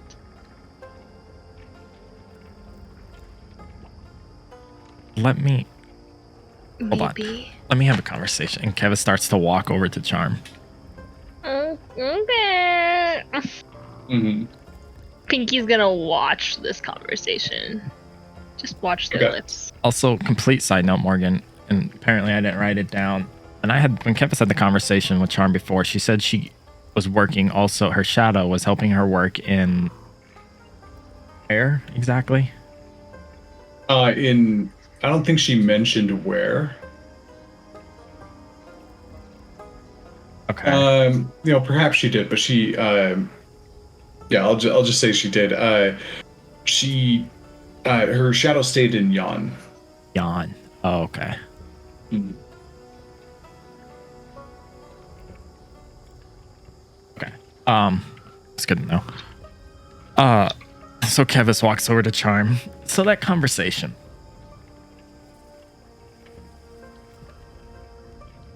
What about it? You had mentioned you're able to work in 2 different locations. Your body here, obviously, and then your shadow. I would imagine you have to travel back to obtain your shadow. And you said you travel among the areas here. How do you do that? Mm-hmm. Oh. Well, with our shop. Have you not seen it? Your shop? No. Do you know where the palace is? Yeah, we stayed there one night. Yeah. Go a little bit beyond the palace. And you'll see it. It's very hard to miss.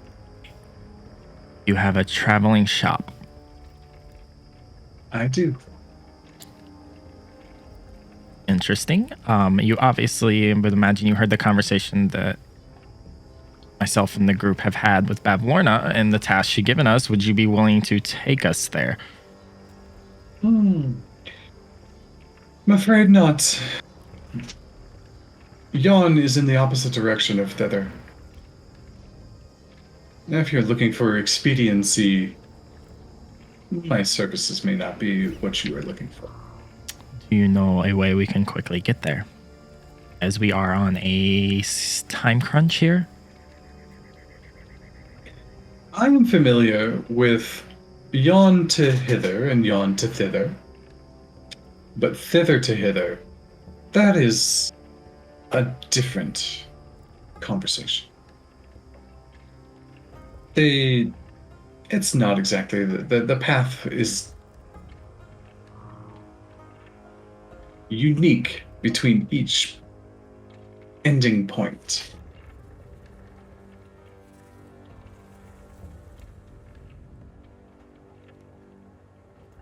Do you know anybody that could get us there? And what are we to expect when we get Don't we there? have the Is it another script? swamp? What is it? You don't know. Ah, hilarious. And here you are trying to do whatever it is that you're doing. Get our stuff back that was taken, yes. And Scabatha, or not Scabatha, Bavlorna pipes up and is like, your things that were taken as payment that you failed to provide. Davis doesn't even All acknowledge is- her. All is equal. And she says, it's a forest, my dear. That piques Kevis's interest. What? Oh, we like that much more. Alright. So the second part of that question, do you know anyone that can get us there? Since Don't you we are have not the familiar scarecrow with as it. a guide? I don't. Oh yeah. I'm not from here. I'm not from here. Correct me if I'm wrong. Did you tell us where you're from? I live in Yon. Just you?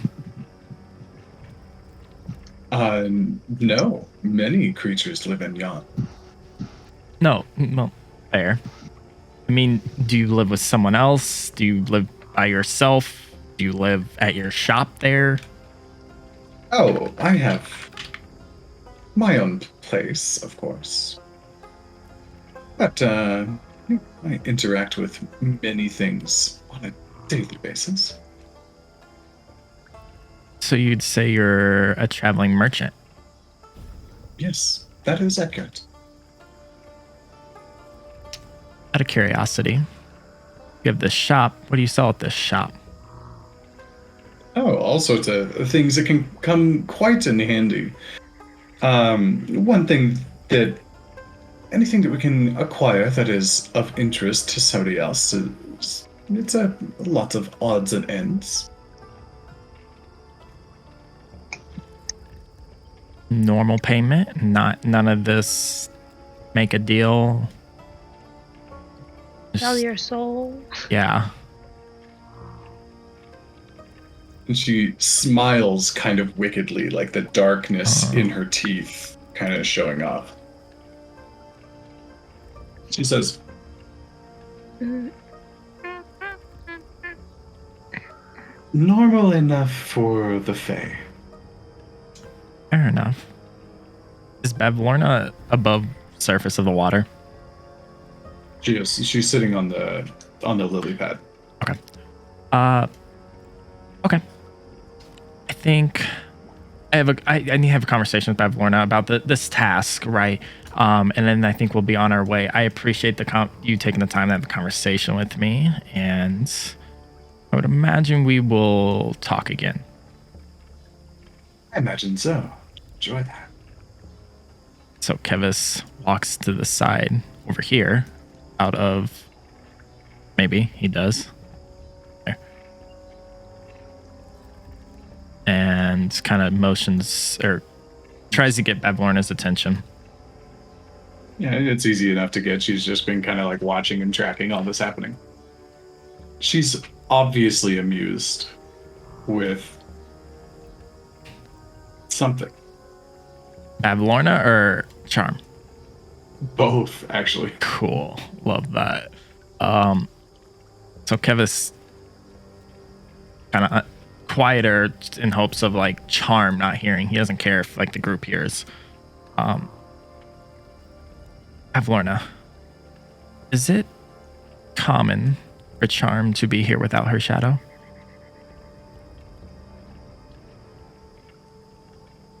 She looks over at you. Looks over at Charm. And her eyes narrow.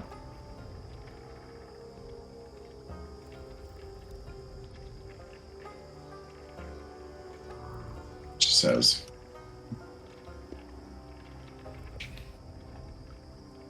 "It's common enough.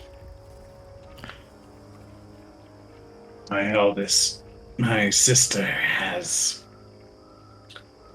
a way with detaching that which is immaterial." Some helpful advice, free of charge. Personally, I don't trust people. I don't trust anybody, especially if they don't have a shadow. I would Smarter still. I would just say keep an eye. There's something about her that gives this weird feeling, and you have a lot of stuff here. I do indeed.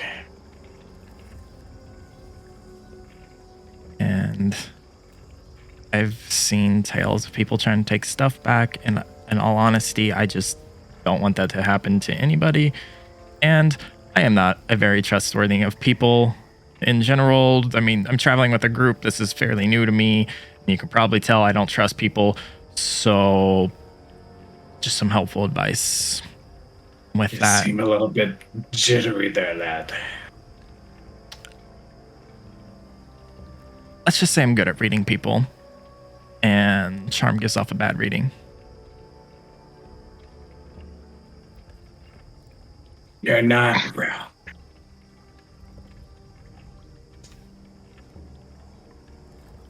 I'm glad you can see that. I should be getting going as we do have a task and we have a deadline that we need to address. And Kevis will start to walk off. Okay.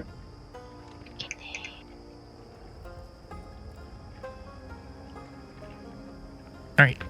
Guys ready? Let's go. Let's go. Yeah, you guys are all heading out. Yep. All right. And I'll As activate the other one, and I'll have to add Eli back in. soon as like everyone gets out, Kevis will be kind of have a conversation. Before we go, before we find the guide, can we run back to the hunters? Maybe see if they've got a replacement string for my bow and pulls it out. I feel like it's gonna come in handy. Yeah, that Yeah, but sounds you want to good. go get the guy that's on the dock first? Oh yeah, we gotta get our guy who's on the dock. Oh, he's I'm still gonna go Man, fly Moose could ahead and just see if fly he's still around. here. I mean, I could just run to the hunter's hut. We should stick together. We'll just grab Vansel and go. Oh look! We'll stick together, and then we'll go find the dude's head. The dude that needs the head, he's the guide, right? Yes. Mhm. Yeah, so for him to help us, don't we probably need to find his head first? And Yeah. then we would need to do that really quick, since this old bitch gave us 7 days. I mean, could we talk to him and have him guide us first and tell him that this is timed? And if we get this done, it'll be easier for us to get his head. Well, maybe his head has actual eyes, so it might be easier for him to track with his actual head. It 'Cause, actually I mean, probably. I'm not really sure how he like moves around or sees anything. This experience, he seems, even not having eyes, I don't think that's a problem to him for some reason. Well, we could see what he says. I mean, either way. I'm just gonna say that we could probably get his head back pretty pretty easily. Did we, Pinky? Right, like I feel like it would be pretty quick. Yeah. Why do you say that? I had a nice little conversation with him. He's You want to share so with the bad. group? um Because I mean, you say he's not so bad, but Eli here had to give up his armor and his protection, and he branded us. Took my water skin. That doesn't sound like a great civilian there. I mean, just like every other person in the Fae, he kind of runs with the whole trading stuff and making deals thing. Trading, but he gets his stuff by stealing. Yeah. You could. Pinky, do you Is think this you I because could? just you really like to also beat it take out of things? Look, I don't know how well y'all are gonna do, but like. I got this new armor, and I like go to show it off, but as I do, I trip over something like a rock behind me, and Yeah, I should also probably tell you all that he takes kind of like the most valuable possession and has to give it to Lorna. But he keeps the everything else for himself. wait, which side are you arguing for right now? Yeah. Yeah. That's Valid a good question. I'm not sure. I'm not sure who I'm advocating for. Also, Let's start with the hunter's place. Yeah. Well, Think- let's get the guy and then go get the thing, and then I'm- get his promise- bowstring. We did promise Clapper Claus's head, though. Yeah. Right. We told him that would be Maybe- the next thing we would do. So can't we just like get his head on the way out, right? And he can just come with us. If he wants to come with us, we can't force him. Well, yeah, but he wants his head, right? And we need him as a guide, so we could tell him like, "Hey, we're gonna go get your head, and then you can come with us." And maybe he could like hang out with Jingle Jangle or the really weird lady with all the keys, right? He could hang out with That's her while we go deal with the stupid rabbit, because I really like to kick his ass once or twice, and I start boxing in the air. I think that plan's great, Zarius. Maybe not the last part. Is because we tried to kick his ass and we got our ass beat. Look, So I had like a No, I talk did great. to I don't know what him. happened to He you guys, might, he might but be but I was better. fine. Right, he's got new armor. I can't die. Pinky has her super blades. Kevis, what do you have? A broken bow? Yeah. I have two We're swords. gonna get that fixed, right? Oh, 2 swords! And your growing antlers and the weird thing with your eyes. Getting bigger. We're not. It's not time for that conversation. So hear me out. Zarius, I love the plan, but there are times. I mean, the last conversation we had, Eli was able to talk us out of that situation. Because in reality, we were in a very bad situation there. We were beat up, and there was a lot of them. So my guess is apparently Pinky had some sort of conversation with him, and they're buddies now. So Look, I could stealth in there, have a quick talk. you're not going alone. Well, yeah, and then that's fine. Okay, like, she well, can I talk can't first, bring and then if Mr. that doesn't work, then we Blabbermouth. can kick his ass. Okay. No, y'all- I can wait. He can. You're Yeah, gonna wait? Okay, like maybe we have like a signal or something, like if things go Yeah, bad. if you could crow like a bird, right? Like a bird, and then we would know that you need to come. You Or- need to come swooping in, or we just and say I can Plan come B. swooping in from 70 feet in the air. Yeah, The whole time Zarius is just like, I feel like Kevis, if he's near him, he's like kind of occasionally. So we get Clapper Claw's head.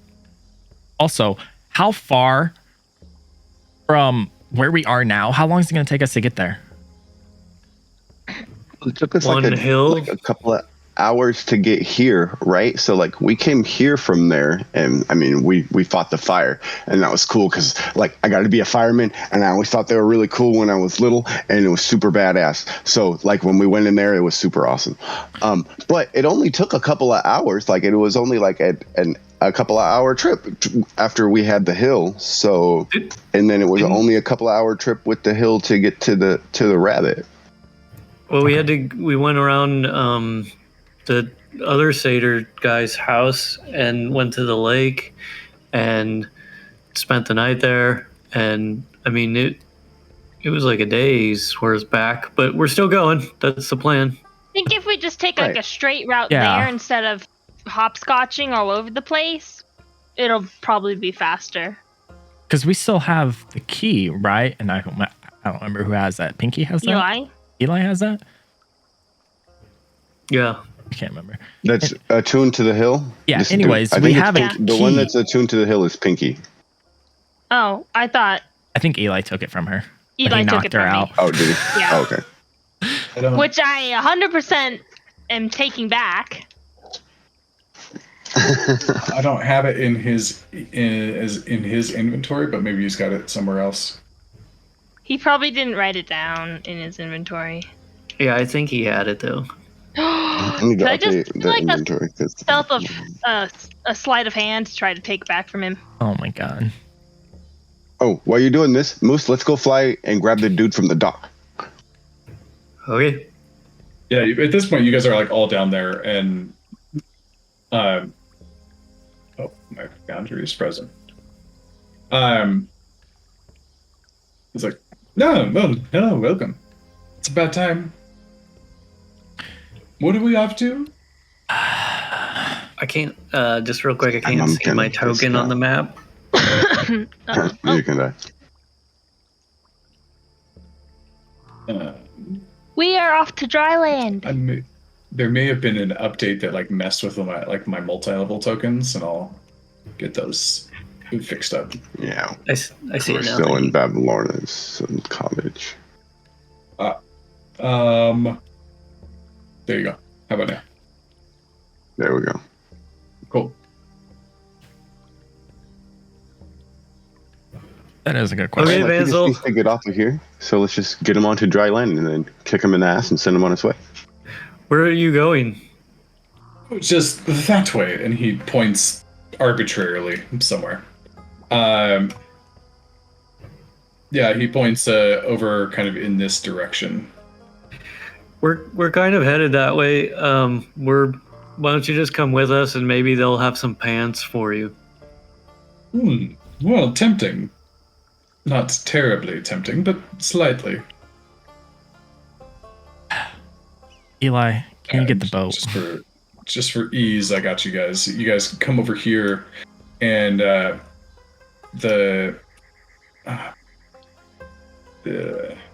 While Eli's setting up the boat. There are some things about the vision in this system that I wish were different. While Eli's setting up the boat, can I swipe the key back from him?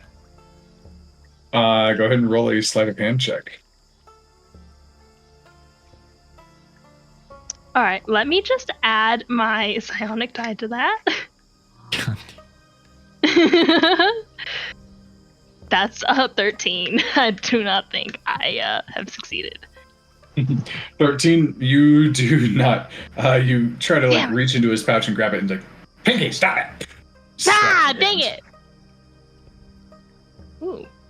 All right, so you guys get over here, and there's kind of like about 10, 50, on kind of the south, you see like a 15-foot high cliff that's got a little bit of like a warm glow coming off the top of it. And then over to your respective lefts, you see about a 10-foot cliff, and there's a large, white, gnarled oak-looking tree.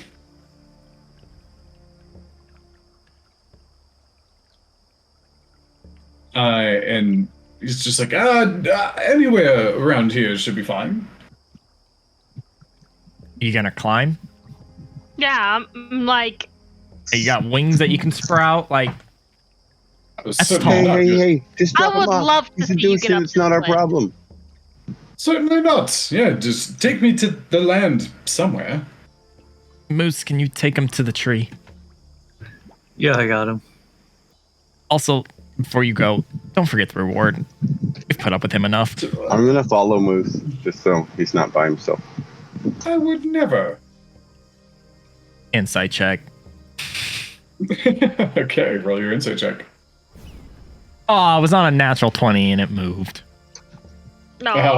What? Oh yeah, I didn't notice shit. I don't know. He's a weirdo. Just over this guy. All right, and that's where we will take our break as you guys, as Eli and Kevis remain in the boat, and the flyers all head towards the tree. Okay.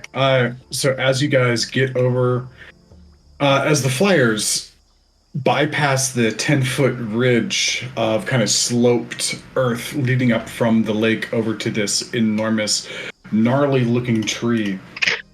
You see, as you get closer, you see a white flesh tree that has lost all of the bark on it, and only a few withered green or withered brownish leaves cling to the tree itself. And it looks old and pretty much dead. And there is a clothesline attached kind of on the far side that goes off some dingy, homemade looking clothes draping from it, leading out into the fog from whence you came. And you guys come over here and like make landfall, or what are you doing?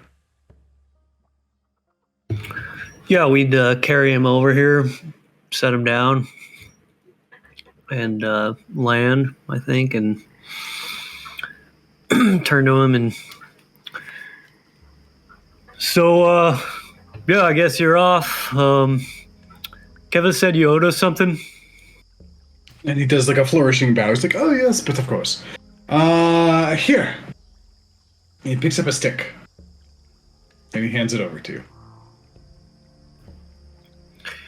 Yeah, I'm pretty sure this wasn't it. Are you though?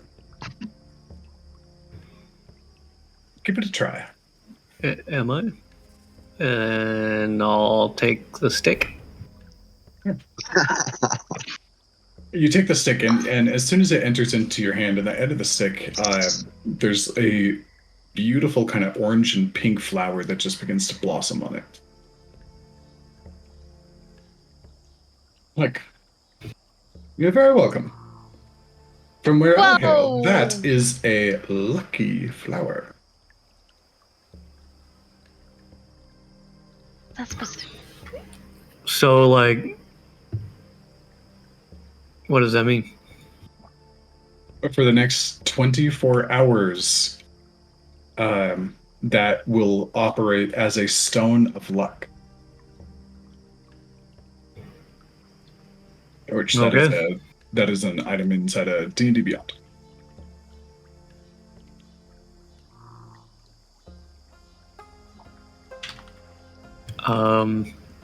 Okay. Well, I hope you find your pants, guy. Oh, highly overrated. I don't mind going without for quite some time. I feel you. I mean, it's nice to just feel the breeze. Certainly is, especially when one is rather furry. All right. Okay, well, try not to get, captured and left for dead again. Well, one never tries to, but I appreciate the meaning. And as you guys are sitting here having this conversation, Pinky, with your passive perception, you hear several... And then Pinky, Moose... actually, what's your new armor class, Moose? 14. 14, okay. I'm gonna refresh your character sync.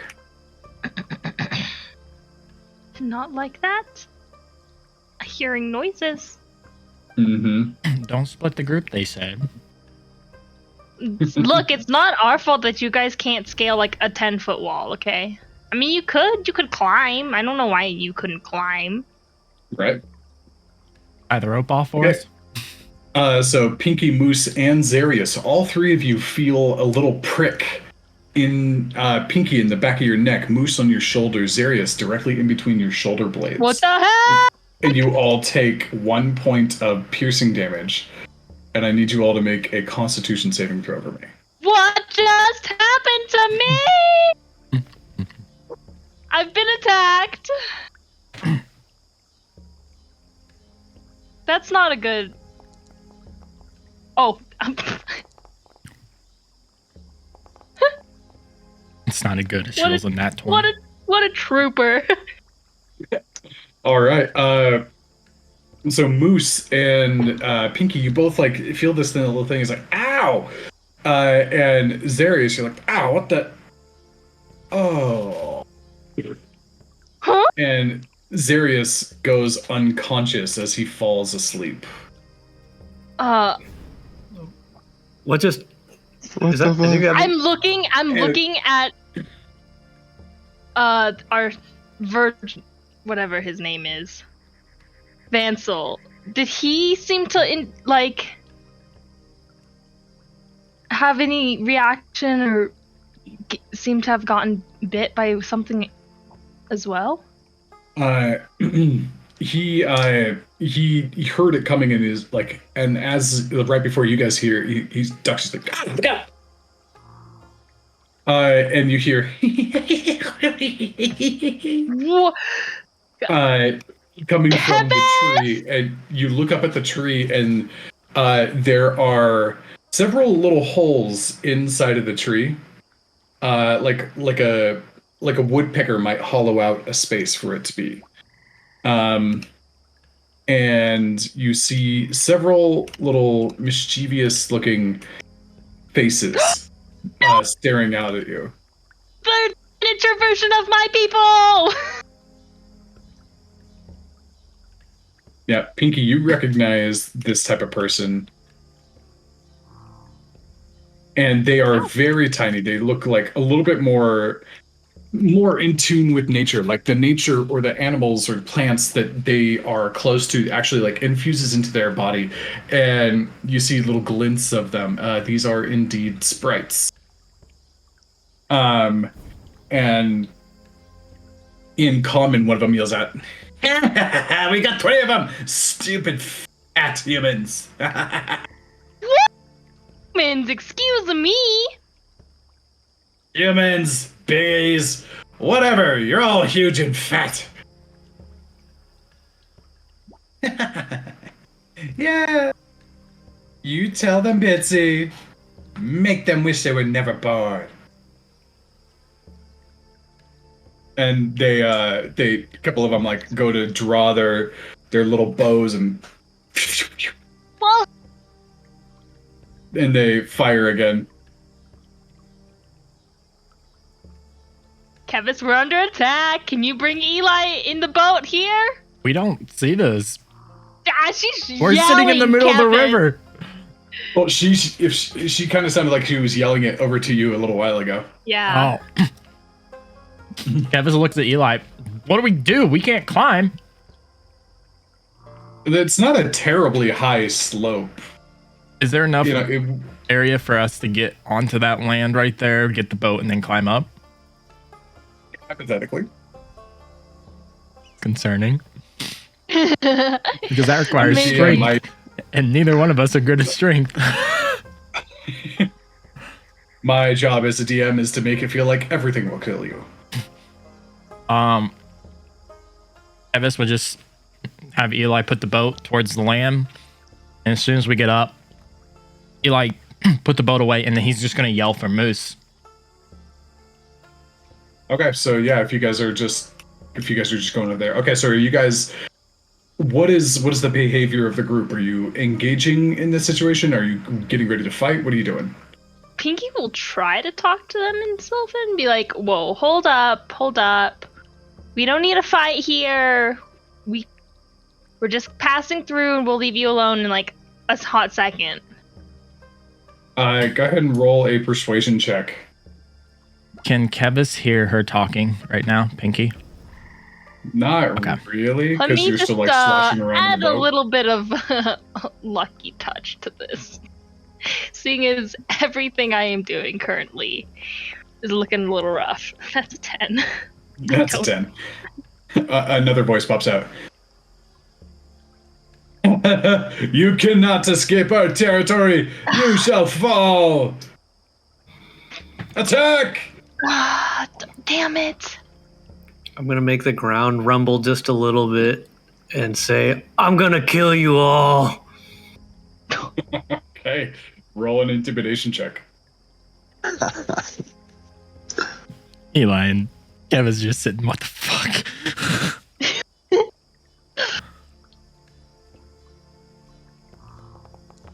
At this point, Kevis would be down here.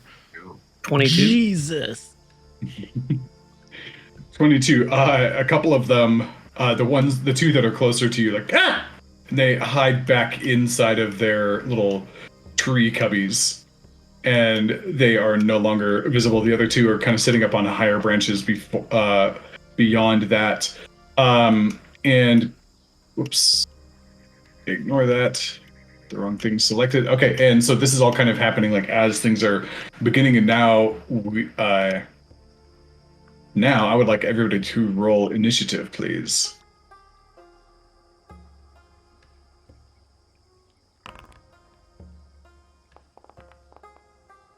Including me and Eli? Yep, you guys are just further away, but you know something's happening. You're getting ready for a fight. There it goes. All right. So first up, and first of all, we have Kevis. You guys are on a boat. Which you are not. Are you proficient in water vehicles, Kevis? No. Okay. Then I'm going to say it'll be about half of your movement speed. And Zarius, you are still asleep. Right. Grace is like, no, I'm awake. I didn't mean to click it. You're good. So Kevis, you can move half your movement speed in the boat as you're trying to get across. So if I move, does that bring Eli with me since we're in the same boat? Yes, it does. Okay. What is my movement? Wow, of course. Why couldn't I be proficient in it? So what, 15 feet then? I had 35. Oh, there we go. Let me see here.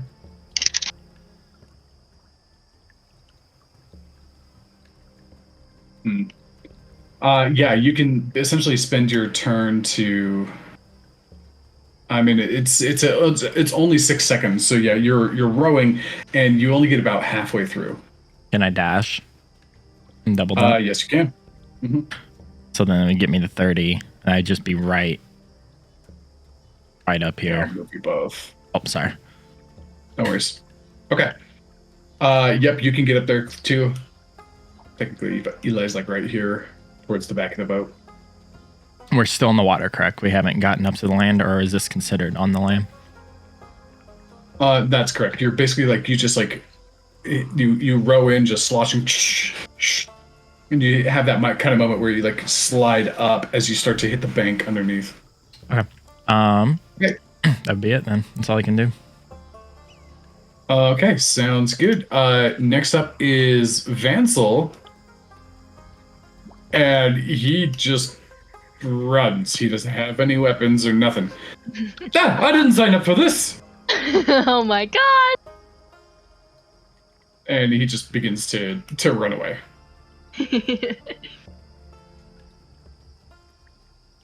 Oh, wait, he's actually got quite a bit of movement speed, so he makes it a good distance.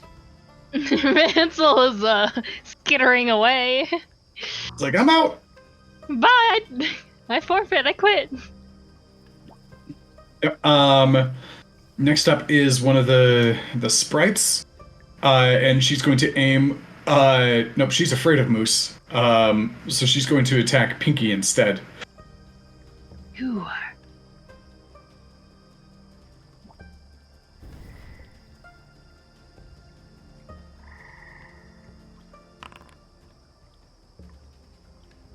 That'll be a natural one.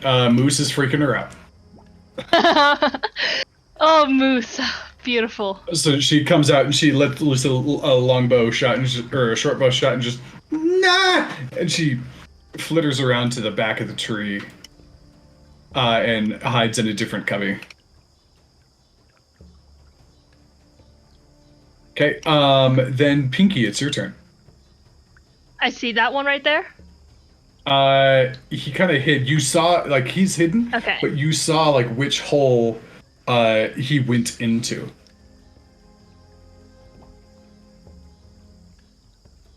Is this one hiding? No. That one is not hiding. Alright! They're all, like, tucked into different portions, and they all essentially have 3/4 cover, which is a +5 to their AC. Oh my goodness, could we... Tempted to light this tree on fire. Alright, I'll throw something at this one. Okay, go ahead and roll your attack. She's Stupid. like, can we light this on fire? 24 hit. 24 does hit. Okay. Okay, go ahead and roll your damage. That's 6 psychic damage. 6 psychic damage. Okay, you throw it out, and this one, he is getting ready to make an attack. It is about to say something and just, and like the blade just like essentially like cuts her in half, but it's psychic damage, so it doesn't actually do any physical damage. You see just like her eyes go wide in shock, and like blood begins to like pour out, and she just falls out of the tree. Okay, guys, y'all might wanna stop attacking. Definitely gonna kill you all if you don't. And so that one falls down dead. God. Okay, Pinky, anything else for your turn? What? Please, guys, can we talk this out? And she's like ready to throw another dagger at this one. And you hear Bitsy, no! We can talk this out still. We will talk over your corpse. Okay. All right, go ahead and roll your attack if you're doing another one. That's a 10. Pinky's a little freaked out that she just like killed a pixie, so she's. These ones, That's a sprite, right? Pinky, you would know this is a sprite. They typically are these much more sprites. aggressive and angry. All right, Pinky, go ahead and roll your damage. That hit? A 10? Okay. 8. Okay. 8 points of damage as it flies. The kind of double curved dagger with the rigid, serrated front, and you see him. It sees it coming and ducks down, and it sinks into the bark on the barkless limb next to it, and just and the limb twitches in reaction to it. Like the And you- tree? The tree twitches, and you hear Oh. you hear a deep rumbling in the earth.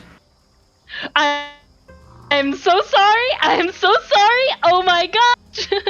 Pinky's like, okay, right And- there. and the tree begins to move, and shaking off some of the remaining brownish leaves that are hanging onto the ends of the branches, and the ground beneath begins to kind of almost like liquefy as the roots begin to move up beneath it.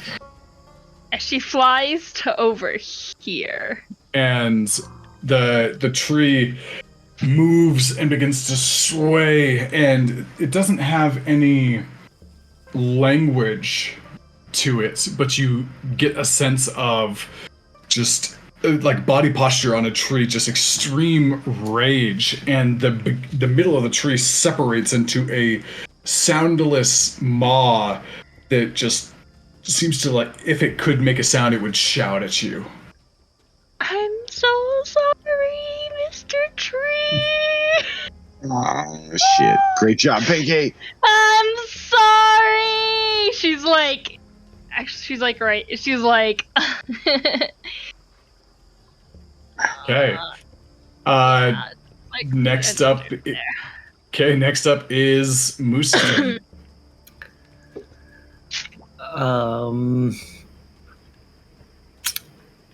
Fire? Fill it with fire? I am going to fly up 5 feet and then back a little bit to here, I think. No, I guess not to there. Maybe to there. And I am going to shoot a firebolt at it. Okay. And as you move back, it's going to take an attack of opportunity at you with a 15-foot limb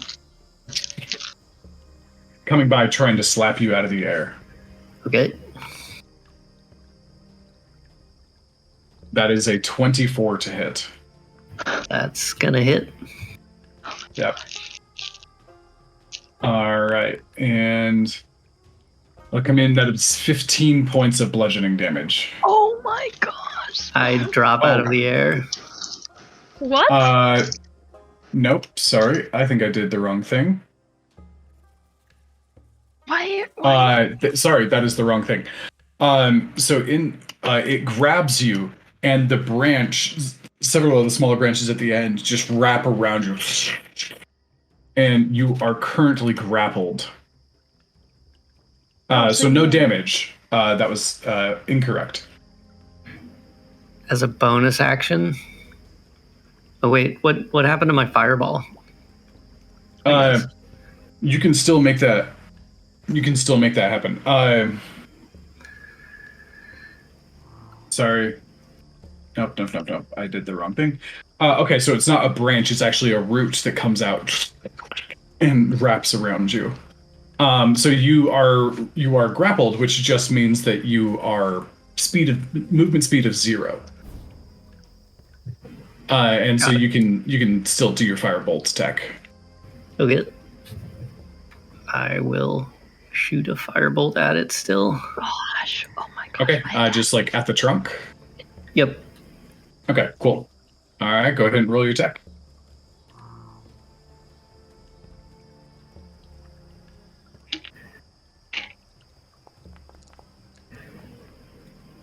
And yeah, I mean, even if it hit or miss, I think that what would happen is you would see me try to shoot a firebolt and nothing would come out. If I understand the rules of D&D correctly, I am wearing armor right now with no armor proficiency and trying to cast a spell. Does that have an effect? It does have an effect. So you reach out and like there's a little bit of like a movement to it, and like as you go, like your arms are kind of heavy, so like it just doesn't kind of come out properly. Okay. Anything else for your turn, Moose? Yes, as a bonus action, I'd like to cast Healing Word. Can I cast spells right now? Oh boy, this is a good question. I have read this, but it has been a while. So give me a moment where I look this up. Oh, Moose. Oh, Moose.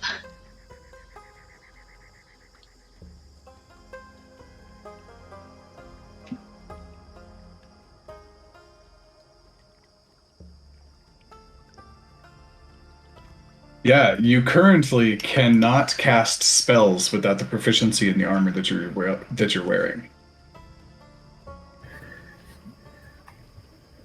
I'm going to, if I can reach Zarius from where I'm being restrained.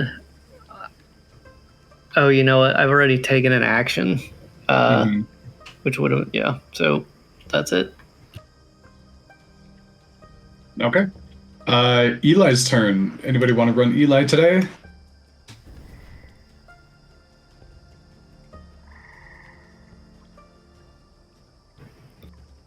I can if no one wants to. Okay, go ahead.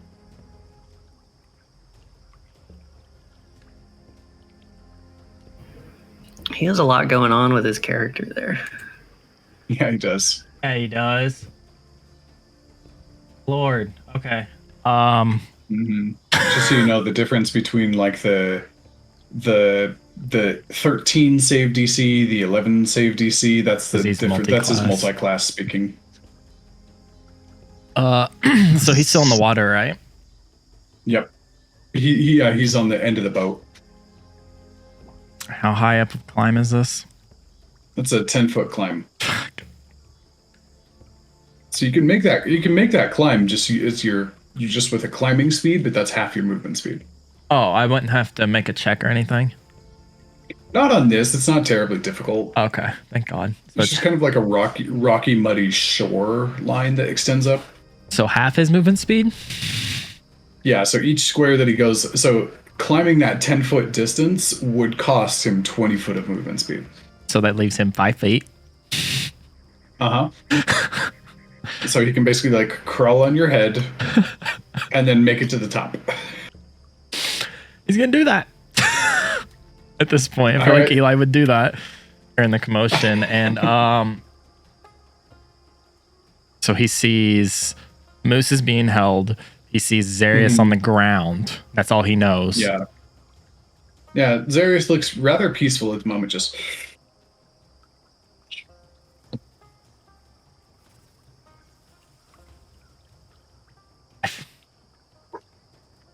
Kind of go based off what he did last time. I think, in all honesty, he would... Body's like, nothing. We didn't rest. Shit. Oh yeah, I realized that too because I was looking at my sheet. I'm like, my health is Yeah, you guys did not take a rest, so you guys are a little bit drained at the moment. Wow, we are very sorry. He's gonna cast Armor of Agathis. Okay. fun by the seam of Armor her of wings. Agathis going with the ice shield. Oh, what did I just roll something? Oops. Temporary HP. So he's got 5 temporary HP. How do you add that to... Oh, I can't edit his character sheet. I got it. Okay, thank you. Okay. Oh, good. That's an action too. Love that. He's got his bonus action right now. That's about it. He can't do anything. His bonus action requires a spell slot, and that was his last spell slot. Okay. All right. Next up is going to be one of the remaining sprites, and it has visual on Pinky. It's going to make an attack against Pinky with the short bow. So sorry. That Okay, that is a 15 to hit. That'll hit. Okay, you take 1 point of piercing damage and make a Constitution saving throw, please. That's an 11. It's an 11. That is enough. The DC on this is 10. Oh my gosh.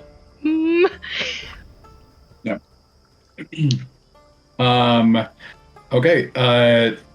So that it just kind of hides back in. The next guy is going to go. He doesn't have visual really on anybody, so he's going to move. Now he sees over here. He's going to go for an attack against Moose. For a 21 to hit. That hits. That'll be 1 point of piercing damage. And make a Constitution saving throw, please.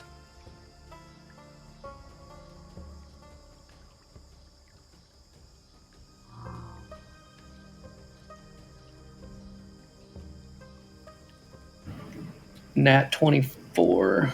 Nat 24. Nat 20. All right. Whoa, nice.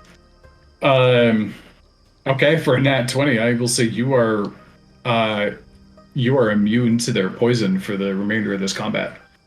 Doesn't even bother you. You feel it come in, pierce your skin, and like the tiny little bit of sleep-based poison comes in. Your infernal blood just burns it away, not even giving it credence or allowing it to do anything.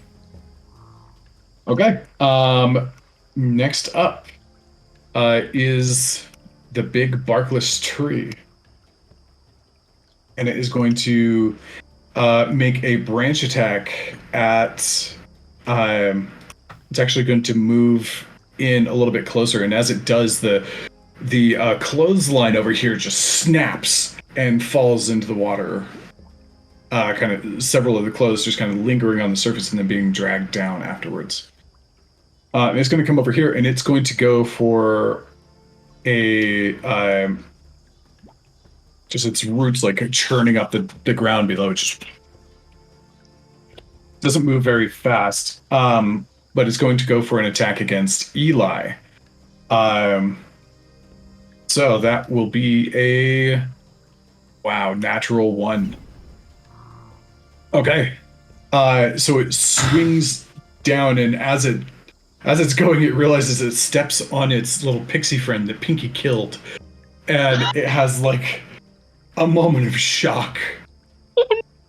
I still feel so bad for that. And it does so, and you hear it go.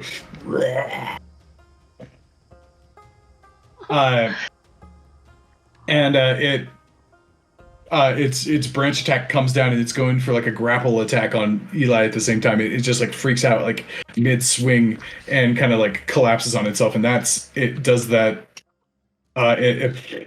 It knocks its own multi attack out of the air. It gets really frustrated. It brings Moose in towards the center of it and goes for a bite with its bonus action. So that'll be a 21 to hit. Oh my gosh, man. That also hits. Okay. And that will be 19 points of piercing damage. Yeah, I'm unconscious. Damn. Moose goes limp in the grip as the tree comes back, and it's kind of like splintery fangs come back with fire, with just deep red blood on them, and Moose is just hanging on the side. Okay, Kevis, over to you. So because I'm asleep, do I not get a turn? Not at the moment. The way that sleep works is if you take damage, or somebody takes their turn to shake you awake. Gotcha. But here in retrospect, I kind of forgot that. So Vansel will come over here and he'll shake you awake before he moves. On his previous turn. So rewinding a little bit, Zarius, you get a turn, and then we'll start at the top of the round. Okay. So, And technically, Moose is still alive on this first turn of yours. okay, this is before he's in the dude's mouth, right? Yep. Okay. And this is a pixie or a sprite here. Yeah, and these guys all kind of like move along with him as they are all like hunkered down in their little hidey holes. Okay. So I'm gonna move here and attack this one. Okay, go ahead and roll your attack, and they do have 3/4 cover. Maureen, you said this thing has a 15-foot reach. Yes, it does. Okay.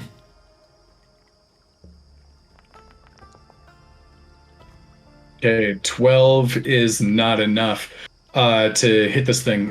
So go ahead and roll your. No, but it's not. And you try to get it, and you just come by, and you use the spear, and you punch into the bark or the tree branch, but it just kind of glances off. Not enough strength in it to deal damage to the tree that they're hiding in either. And then I will take my bonus action and punch it again. Okay, go for a footy claw attack. Go ahead. A 16. That is not enough to hit the pixie, but that is, or the sprite, but that is enough to hurt the tree. So go ahead and roll your damage there.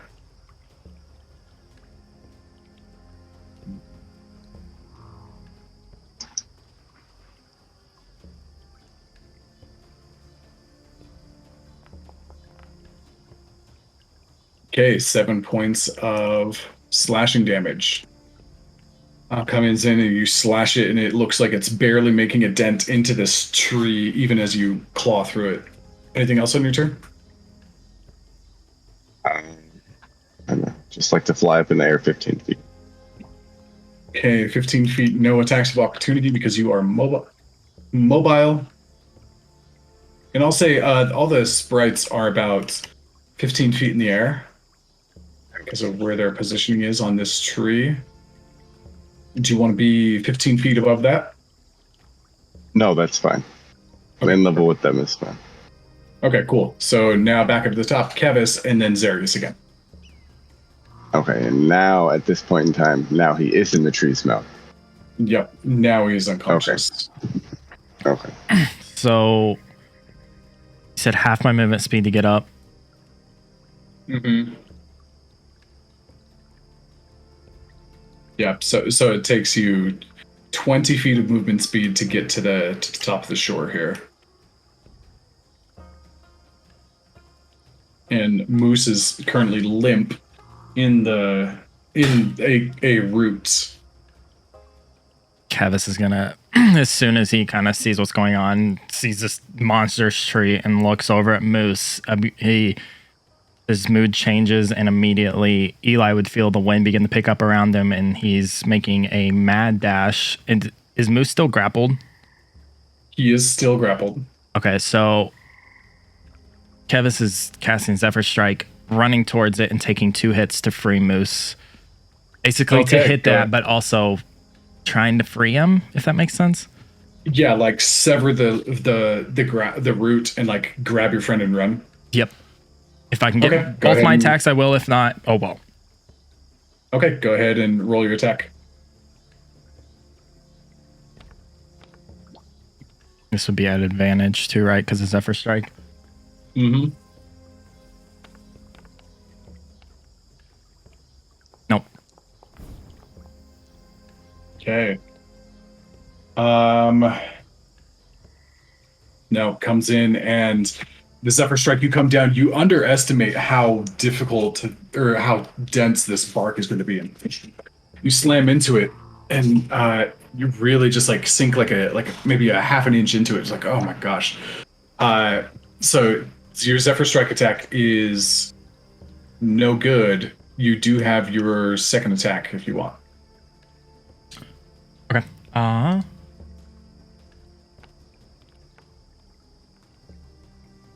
17? 17 will hit, yeah. So go ahead and deal your sword damage.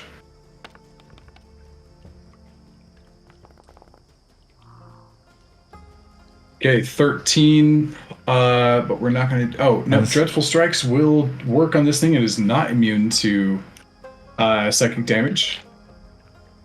Okay, so you grab it, and the grapple ends, and the root goes limp, and Moose falls down. And you are able to, since he's not resisting, it's kind of just like an interaction to grab him as he's like kind of in the air and get running. So you used 20 feet of your movement speed, then another 10 to get to where you are now. So you're down 30 movement speed, and you have doubled movements because of Zephyr Strike. And does it work no opportunity of attack if I move with Moose? Yep.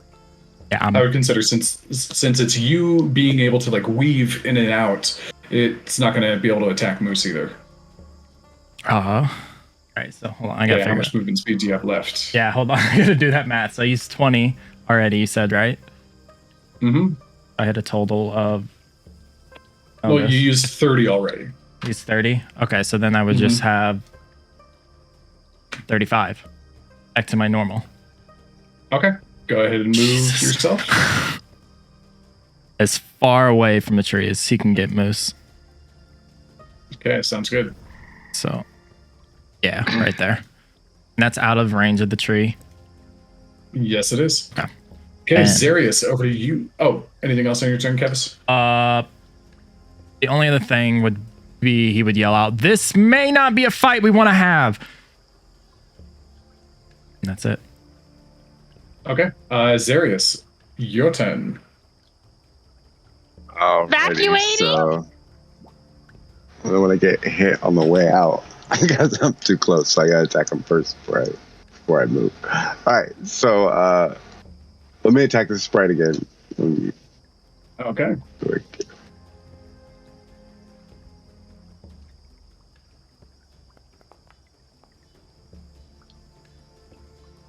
Ooh, a 19 is not enough. With the 3/4 cover on these things, it is a 15, or it is a dirty. Armor class is 20 right now.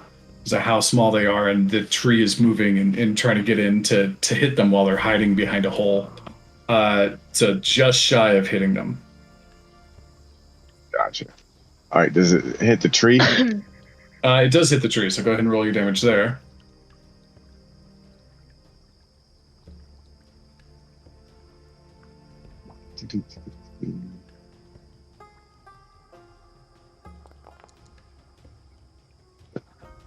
Okay, 12 points of damage. All right. Slashes on the tree and leaves a large gash, kind of almost parallel, but like a little bit diagonal compared to the length of the tree branch itself. And Alright. it shivers and ricochets throughout the tree. Just All right, and then I'm going to use my movement to get away. So then, so my question is, does that count as an attack on both of them? I'm just confused. So because the thing is, if you attack somebody and then they can't hit you when you move out of range, so because I attacked the yes. sprite, but I hit the tree. So does it cover both of them at the same time, or do I need to make another attack? Because of the situation, yes, it would handle both of them. Okay, great. Then I'll dip out. Okay. 25. Hey, Morgan, can you give me permissions on Eli's token so I can see him? Oh, nope, because I don't know where Eli's token went. Okay, so it's not just Oh, me. there it is. No, I see it. I think it was just blended in the background for a second. Mr. Tree just stepped on Do, him. do, do, do. Okay, you should be good now. So that's 35 feet of flying, and then this pool has like 15-foot reach. So I want to fly another 5 feet there. Okay. And that'll be 40 feet total. That'll be my turn. Okay. So how did you get to 40 feet high? No. Total of 40 feet total of movement. Oh, gotcha. Okay. So I moved Yep. 35 feet over here, and then I want to fly 5 feet in the air. So it's total of 40. Cool. There we Cool. All right, I got you. Okay. Next up is Vansel, and he is just running.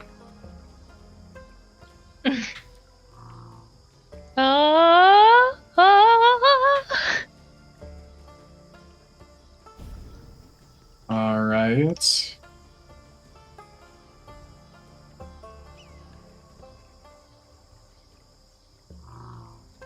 And sorry, just a moment, making an adjustment here. Did you guys grab the boat? Kevis would have. Okay. 'Cause Eli was on. Next up is one of this girl over here, and she's going to take a shot at Eli with her short bow.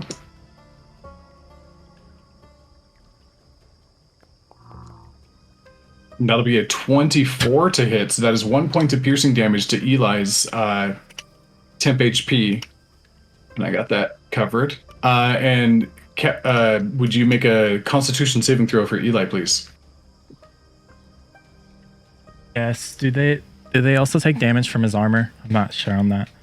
That's melee only. Melee. Okay. What am I doing? Constitution save? Yep. Just a con save, right, Morgan? Yep, that's correct. Oh, he gets advantage on those. He has advantage on con saves? Apparently. Okay. Yep, no problem at all. He just takes the 1 point of piercing damage and he's fine. I can't change his hit points, by the way, Morgan. I already did, no worries. Okay. Pinky, your turn next. Don't like this. Ba ba da ba, we're out of here. Eli, we're running. She's gonna throw a dagger at Pixie right there. Go for your attack. Being 18. 18, yep, that definitely hits the tree. There's 8 psychic damage. 8 psychic damage, okay. Okay, and No sneak attack on this one. But yep, you fling it and still manage to hit it. Sinks into the side and it just ripples like it's whatever intelligence this thing does have just becomes like extremely agitated. It starts to shake. Little pieces of dust and splinters begin to fall like a soft rain. Oh, I'm so sorry, Tree. I'm so sorry. She's gonna throw the other dagger. All right, go for it. 17? 17 will hit. Tree. Another 8 damage. Another 8 damage. Very similar effect as this tree begins to thrash and like kind of ride back and forth. Hey. Moose. She's gonna Please just give me a leave this. death saving throw. Unless Pinky, if you want to move at all, you can do that. Yeah, Pinky's like, no. I heard you the first time. Mm-hmm. Okay, Moose, go ahead and give me a death saving throw.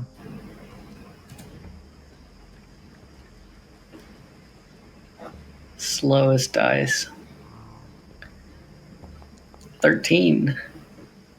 13, okay. That definitely hurts. And you still have business to do here. Okay, over to Eli. Why did I agree to this? Probably take a hit and just Yeah, I feel dash and like Eli himself is out. just gonna. Yeah, he's gonna dash. He's gonna run along here. I mean, there's no way he's not gonna get hit. But Mm-hmm. Well, I mean, he if can, it's- as long as he's not leaving the attack range, Yes. then he doesn't get the attack of opportunity. he's gonna make So- a mad dash. Wait, double movement? That'd be 50. Mm-hmm. Yeah, so he'll so take he his could- attack of opportunity when he reaches this point. He could get to the group. yeah. Okay, Yeah, that just hypothetically. that changed my plan for the good. Yeah, he's just gonna run straight to the group. Okay. And one of those roots is going to come out and try to grab him for the attack of opportunity. No go. That is a 12. Oh, thank God! I've never been more happier if you fell on that. All right. Next up is one of And the. he. Never mind. He can't. Never mind. Okay. One of these guys is going to take a shot at you, Kevis.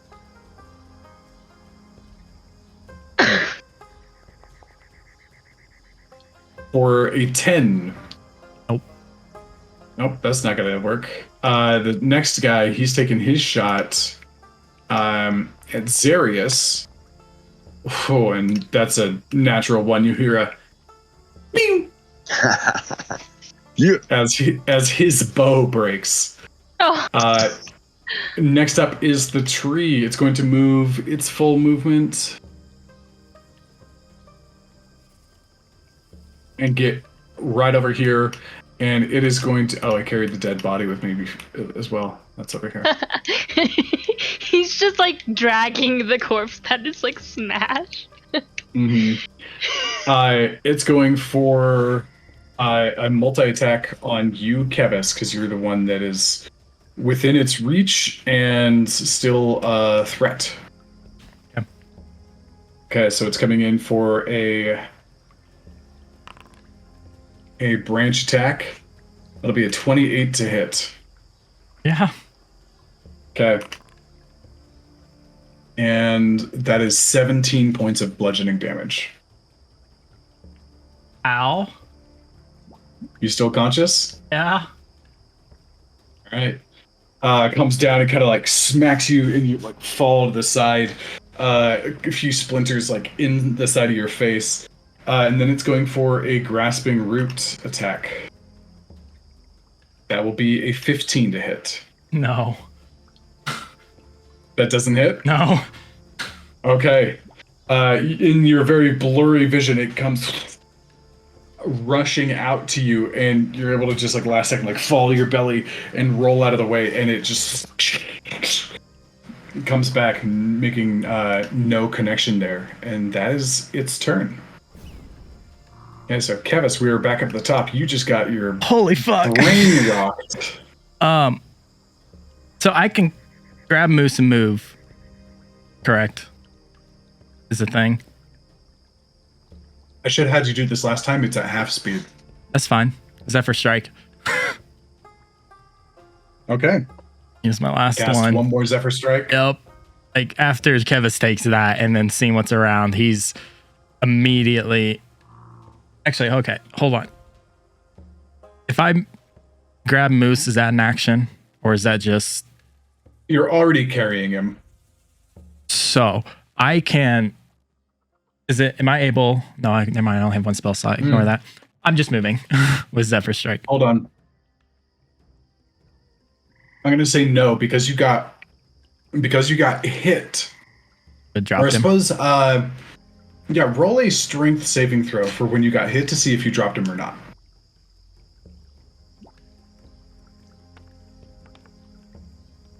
Nat 1. I absolutely dropped him. Yeah, you do. You drop him and he's Damn. you get hit and he flies 5 feet away from you, just kind of like dragging on his face in the dirt. That's fine. Sorry, Moose.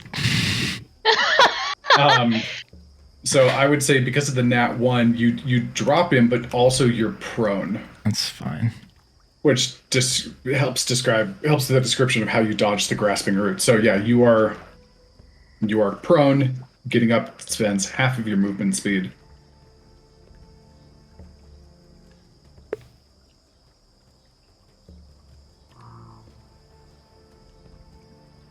Yeah, I'll get up. Cast Zephyr Strike.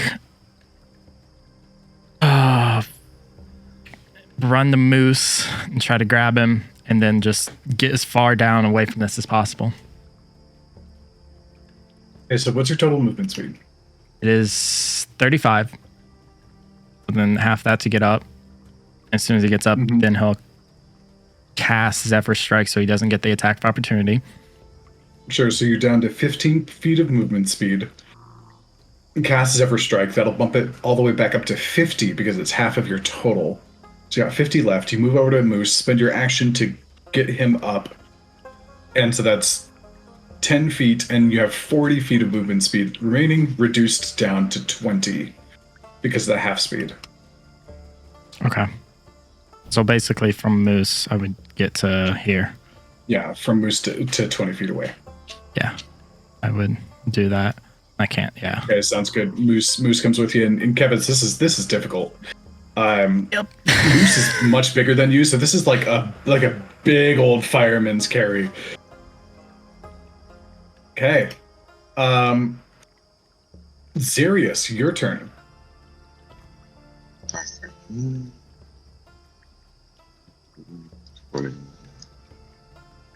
Can I fly down and like try to help stabilize Moose from bleeding out? Yeah, you could spend your turn doing a medicine check. Alrighty.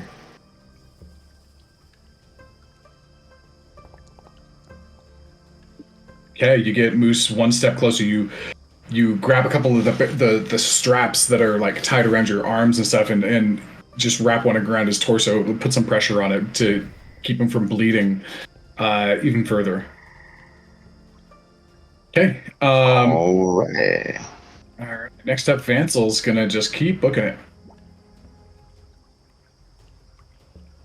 In effect, I'll just take him out of the combat because that's all he's doing. He's just running. I'm gonna kill him if I see him. He chose the Why one. you got why are you gonna kill him? What did he do to you? He gave us the prize. I don't know that.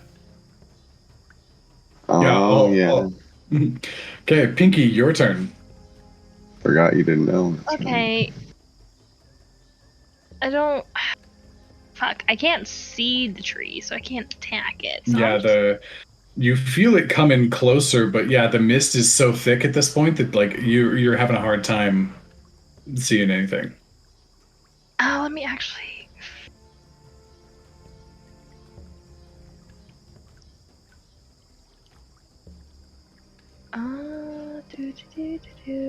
I'm gonna go see if we can get some help.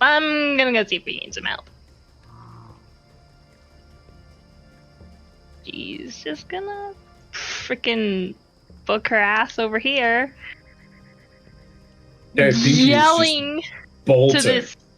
to this hut because she knows there's people in there, hoping that they can hear. We could use some help, please. Anyone? Okay, Might roll need a persuasion check. At disadvantage because you provided no information. Oh, of course. A tree is attacking us. Okay, that's first roll. That is my second roll, and I'm gonna add my psionic die because I am proficient in persuasion. That's a 13. Okay, a 13. You yell and you're not sure, you're not sure if they've heard you or if they're responding yet. Okay. But you yell out to them. Okay, Moose, another death saving throw, please.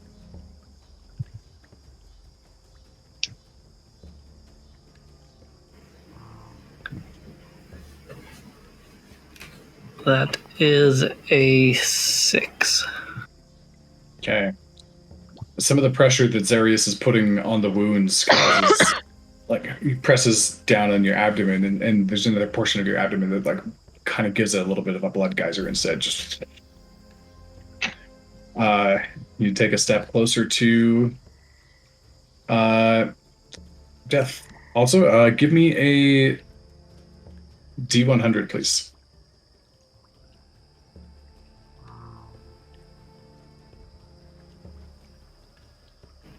Slow dice. Mm-hmm. No worries. Hi, Einstein. Puppy in the background. He's attacking Archimedes at the moment, who's just trying to like sleep beneath my feet. 87. Okay, awesome. Go ahead and roll a D10 for me.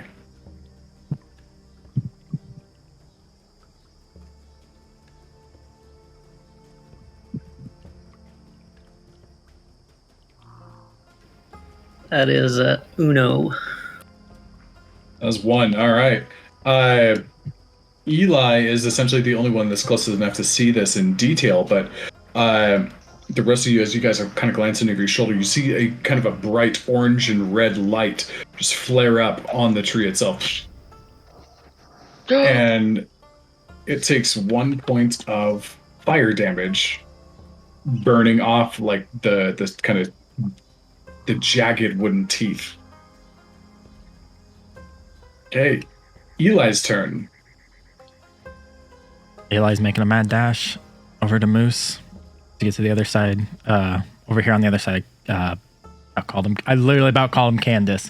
Kevis. It's a stressful situation we're in. He's not in range, right? No, he's not. Okay. He was 20 feet away. He was just barely shy. I don't know why. Bonus action, spare the dying. Okay. Gotcha. Easy enough to do. Moose becomes stabilized. Sorry, not bonus action. Action. Gotcha. Okay. The little critter, he's going to fly out, and he's going to take a shot at Zarius with his short bow.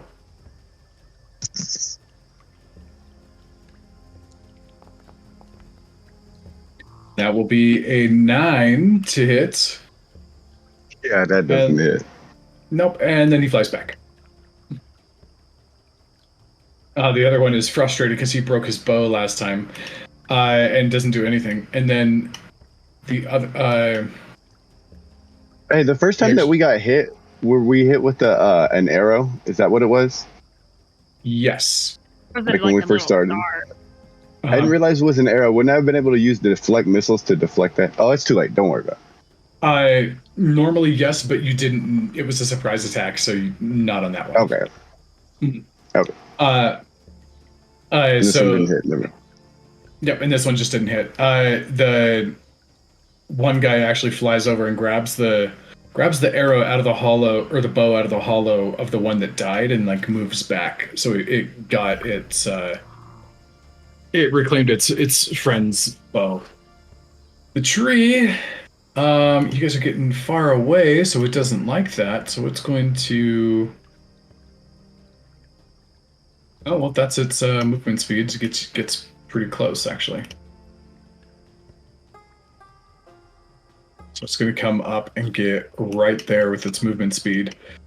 Let's see. It really wanted to hit Eli as Eli ran away last time, so he's going for a grasping root on Eli. That'll be a 20 to hit. Yeah. Okay. And Eli is restrained, and then it's going for the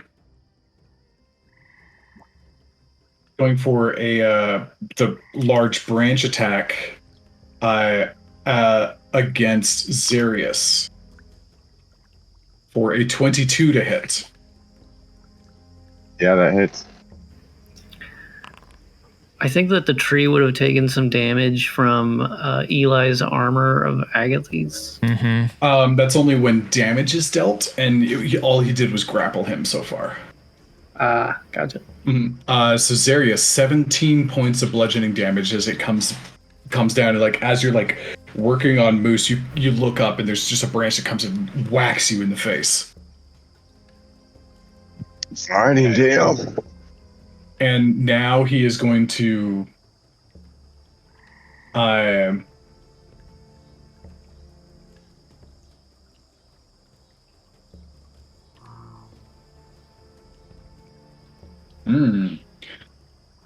interesting enough, he wants to use his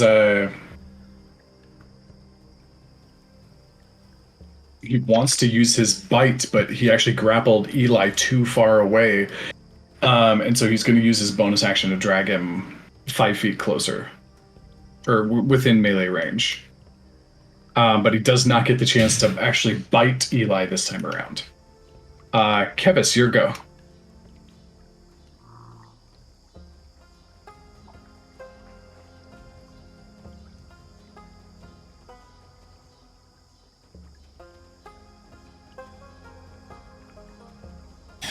Kevis is going to try to cut Eli free.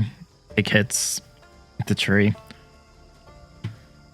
Okay, go ahead and roll your attack. It's a 24 for the first hit. 24 does hit. Go ahead and deal your damage.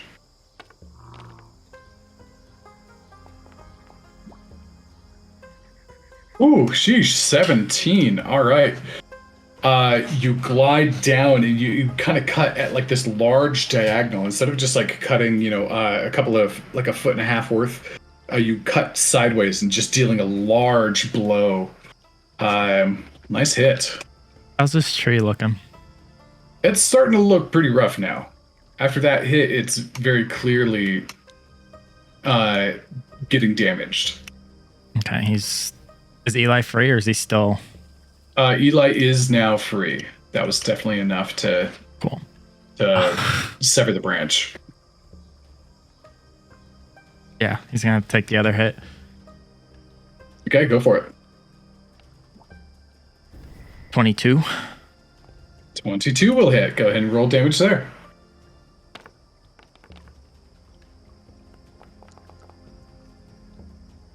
Okay, for 14. All right, you just carve down, just leaving this large, deep gash in it.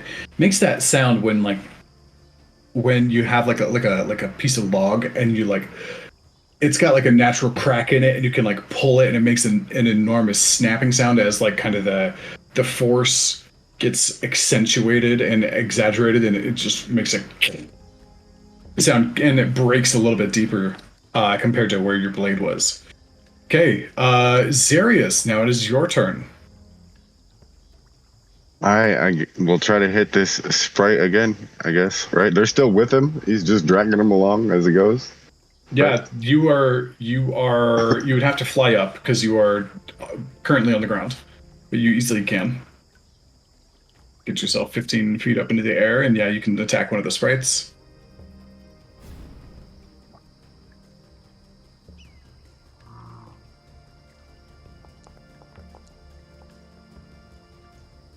Okay, a 19. That is not enough to hit the sprite. That is enough to hit the tree, though. So go ahead and deal you damage there.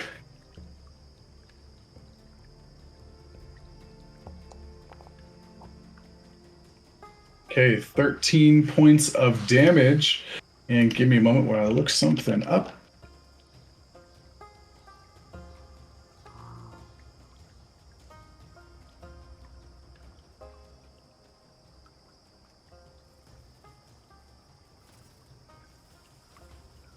Okay. Zarius, describe your kill on this tree.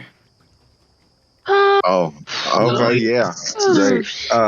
So you see him. He's starting to get pissed off because he can't hit the sprite. So when he slams the spear into the tree, and right before he does it, you see this like little white light go around his whole body, and then he stabs in the spear, and it just starts ripping apart the bark. And then you see another little white light come from the tree, and it goes into Zarius's body. And you see him; he gets a little bit of his. He looks like he's a little bit stronger. And so, because he died within 5 feet of me, I get 7 temporary hit points. Mm-hmm. And you get. So, as you stab the spear in and do all this, you channel this kind of life essence through your body and like into your body, but at the same time that little circular point, or that kind of like little circular disc inside of the tip of your spear, you stab it in and what essentially looks like sap begins to flow very quickly down the rivet of the spear and pool there, and then kind of sinks in, and there's this kind of this reddish green glow that like ripples up the spear and like into your hands, and it pumps in and it mixes with the white energy that you have surrounding you, and you gain another 9 temporary hit points. So 16 temporary hit points. Yeah. All right, and then so he's dead. Where are these sprites at now?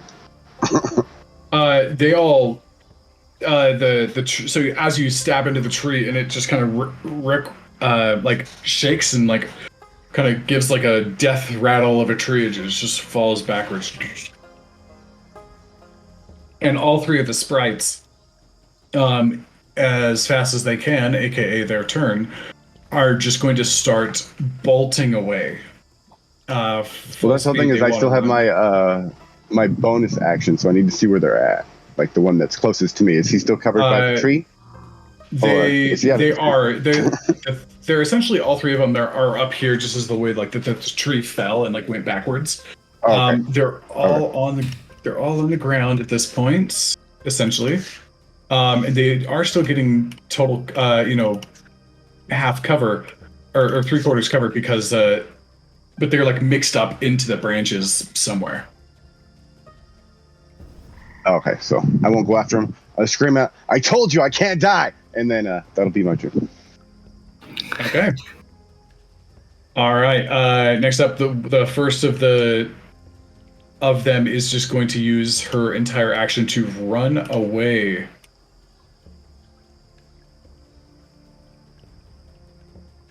Come on now. Yeah, so she flies off full speed. Pinky, what are you up to? All you hear is screaming, sounds of battle, and What the fuck?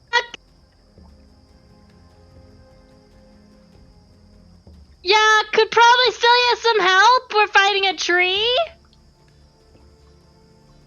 And then she's gonna probably make her way back. Because she doesn't really want to leave them super unattended. Okay. You do see like a couple of nearby bullywugs are just like sitting by the river, and they look behind you, and they like lean down, grab a couple of spears, and like start trotting back with you. Oh, thanks. Bless. She'll go over here.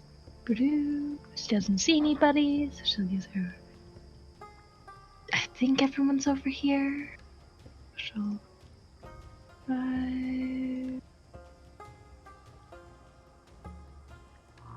Okay, Moose, you are currently stable but unconscious. Oh, well, I still have an action. Oh, I thought you were using your full movement speed there. Or for Nope, your because I'm a rogue. So Yep. rogues get cool shit. Mm-hmm. Pinky, from your perspective, you don't, or actually, give me a perception check. Yeah. If you're looking for the pixies, you don't know where they are at the moment. I don't think I see them. I don't really care. Yeah, you don't know where they are. Instead, What happened to them? I went 20 feet. Just go over here. There. That'll be my turn. Okay. Bane, you are stable and still unconscious.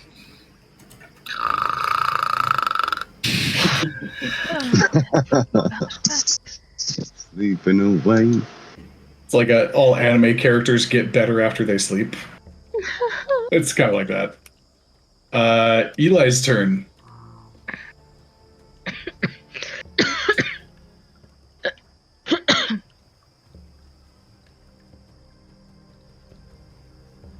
Q, you are muted, by the way. I wasn't talking. Oh, I was talking away from the mic. Doesn't have any heals. And he can't see the pixies or the sprites. Not really, especially not where he is. All he sees is like the roots like fell up, and they're like blocking his entire point of view. I feel like he would move over. A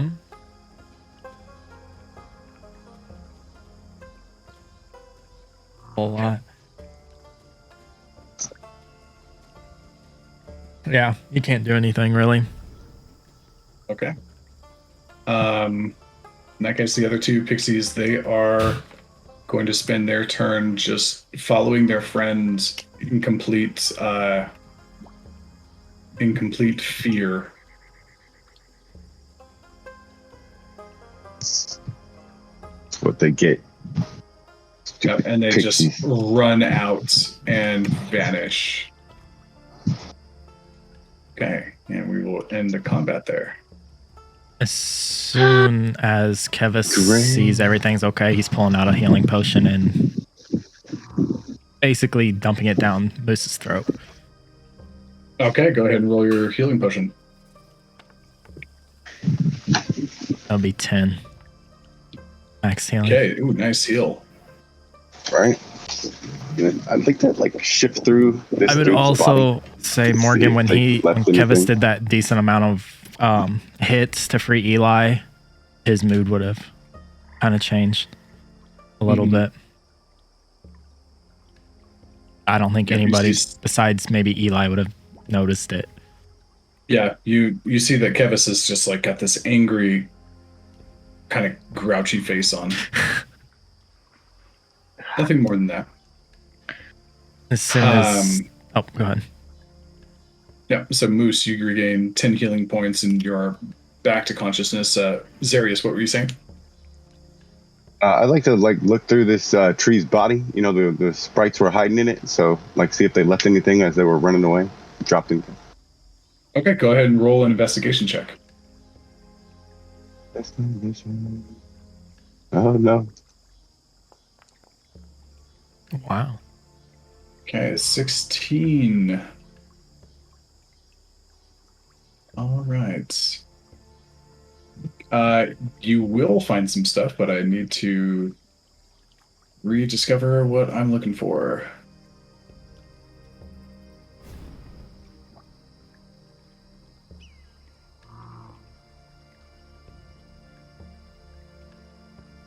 All right. What else is going on, guys? If Moose begins to wake up, Kevis be like, all right, I know you probably don't feel the greatest, but we probably need to get out of here. Let's get to the hut. Yeah. What happened there? You guys pissed off a tree? I didn't mean to. Also, he looks at Pinky. Where were you? Oh, I was gonna try to go get some help. Where's the help? I don't know. Kevis is looking beat to shit. There are several different like frogs that start to run up and they're nearby you and they all come up and after they're all staring at the tree and See, one of them there's just the help. goes, It took a little while. Kevis No, just don't looks and clap. she's like, no. No. Where were you guys? And several of them start to just applaud and be like, "It's gone! Old Barkless is dead!" They seem rather excited that you took down this large tree. What? Kevis just look beaten and probably covered in some blood, just stares at him. Like death stares. Mind you, that took an entirety of 30 seconds.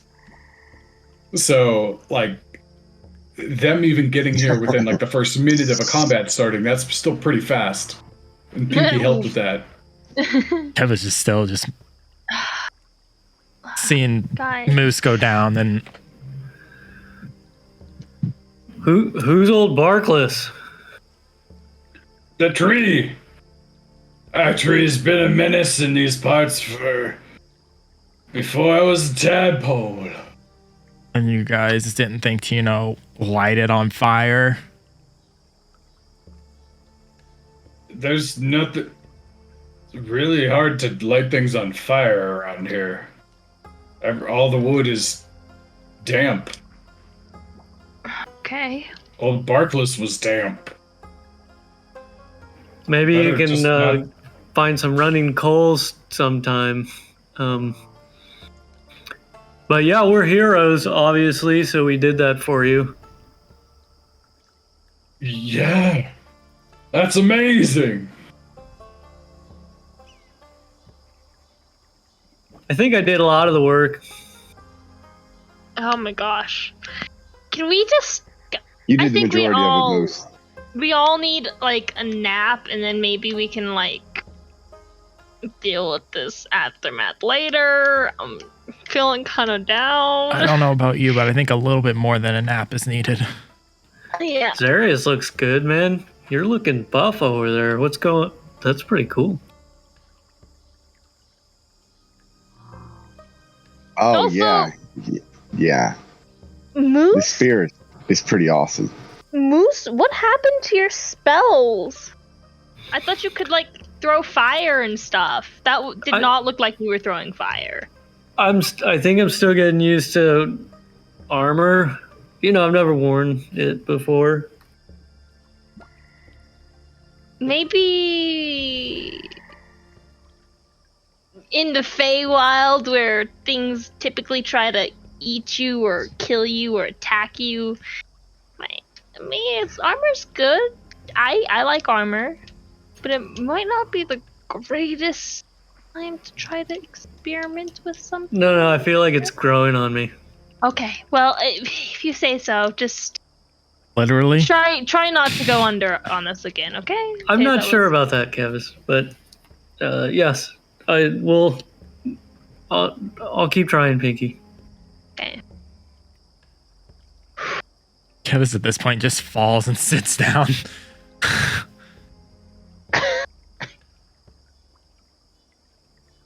Darius, with your investigation of the tree and the little cubbies that the four pixies had, you find a tiny beehive wig made for sprites. You also find like a little, like a full-size gossamer shawl that looks like it had been put in there and kind of like moved around almost as like a nest or like a soft bedding area. And like as you guys are, it is kind of dark right now, and occasionally you look at it and it's got this kind of moonlight shimmer to it. As the moon hits it, it changes. And then you find 6 pixie arrows, which would essentially be throwing darts for you. With this is the formula for them. DC 10 con save. Just out of curiosity, with those, Morgan, when you got hit and you failed the Constitution save and fell asleep, was that magic or just like poison, or what? That's poison. Okay. Mm-hmm. Yeah, it's a yeah, and it's just purely alchemical and salves and tonics and herbs and stuff. Okay. All right. So Sweet. You said 6 pixie arrows that are like throwing darts, right? That's yeah, what it- for you. All right.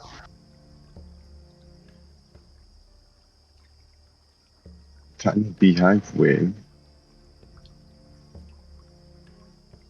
And how big is this shawl?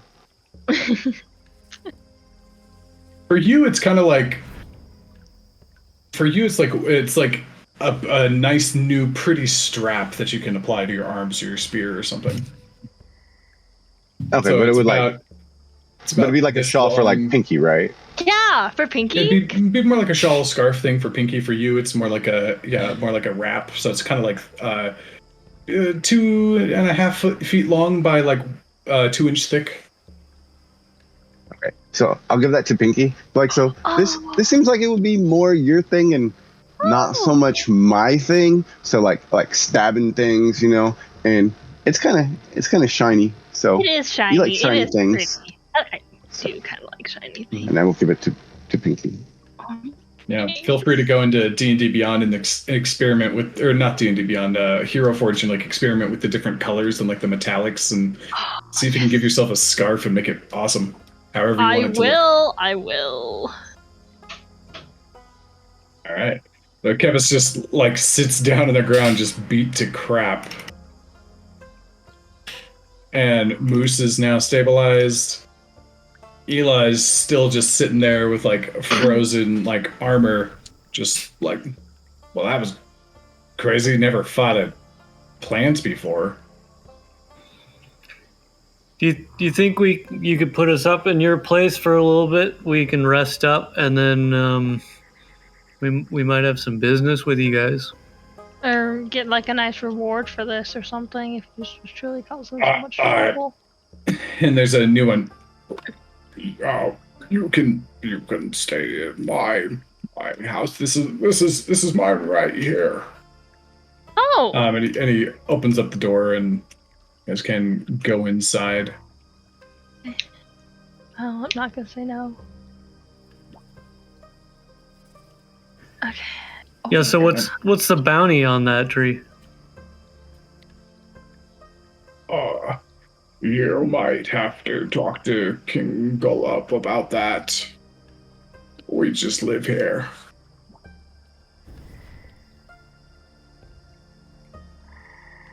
And he's never done anything about that for you?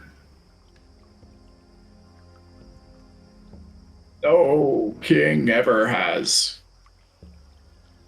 Sounds about right. Could we be the new kings and whatnot?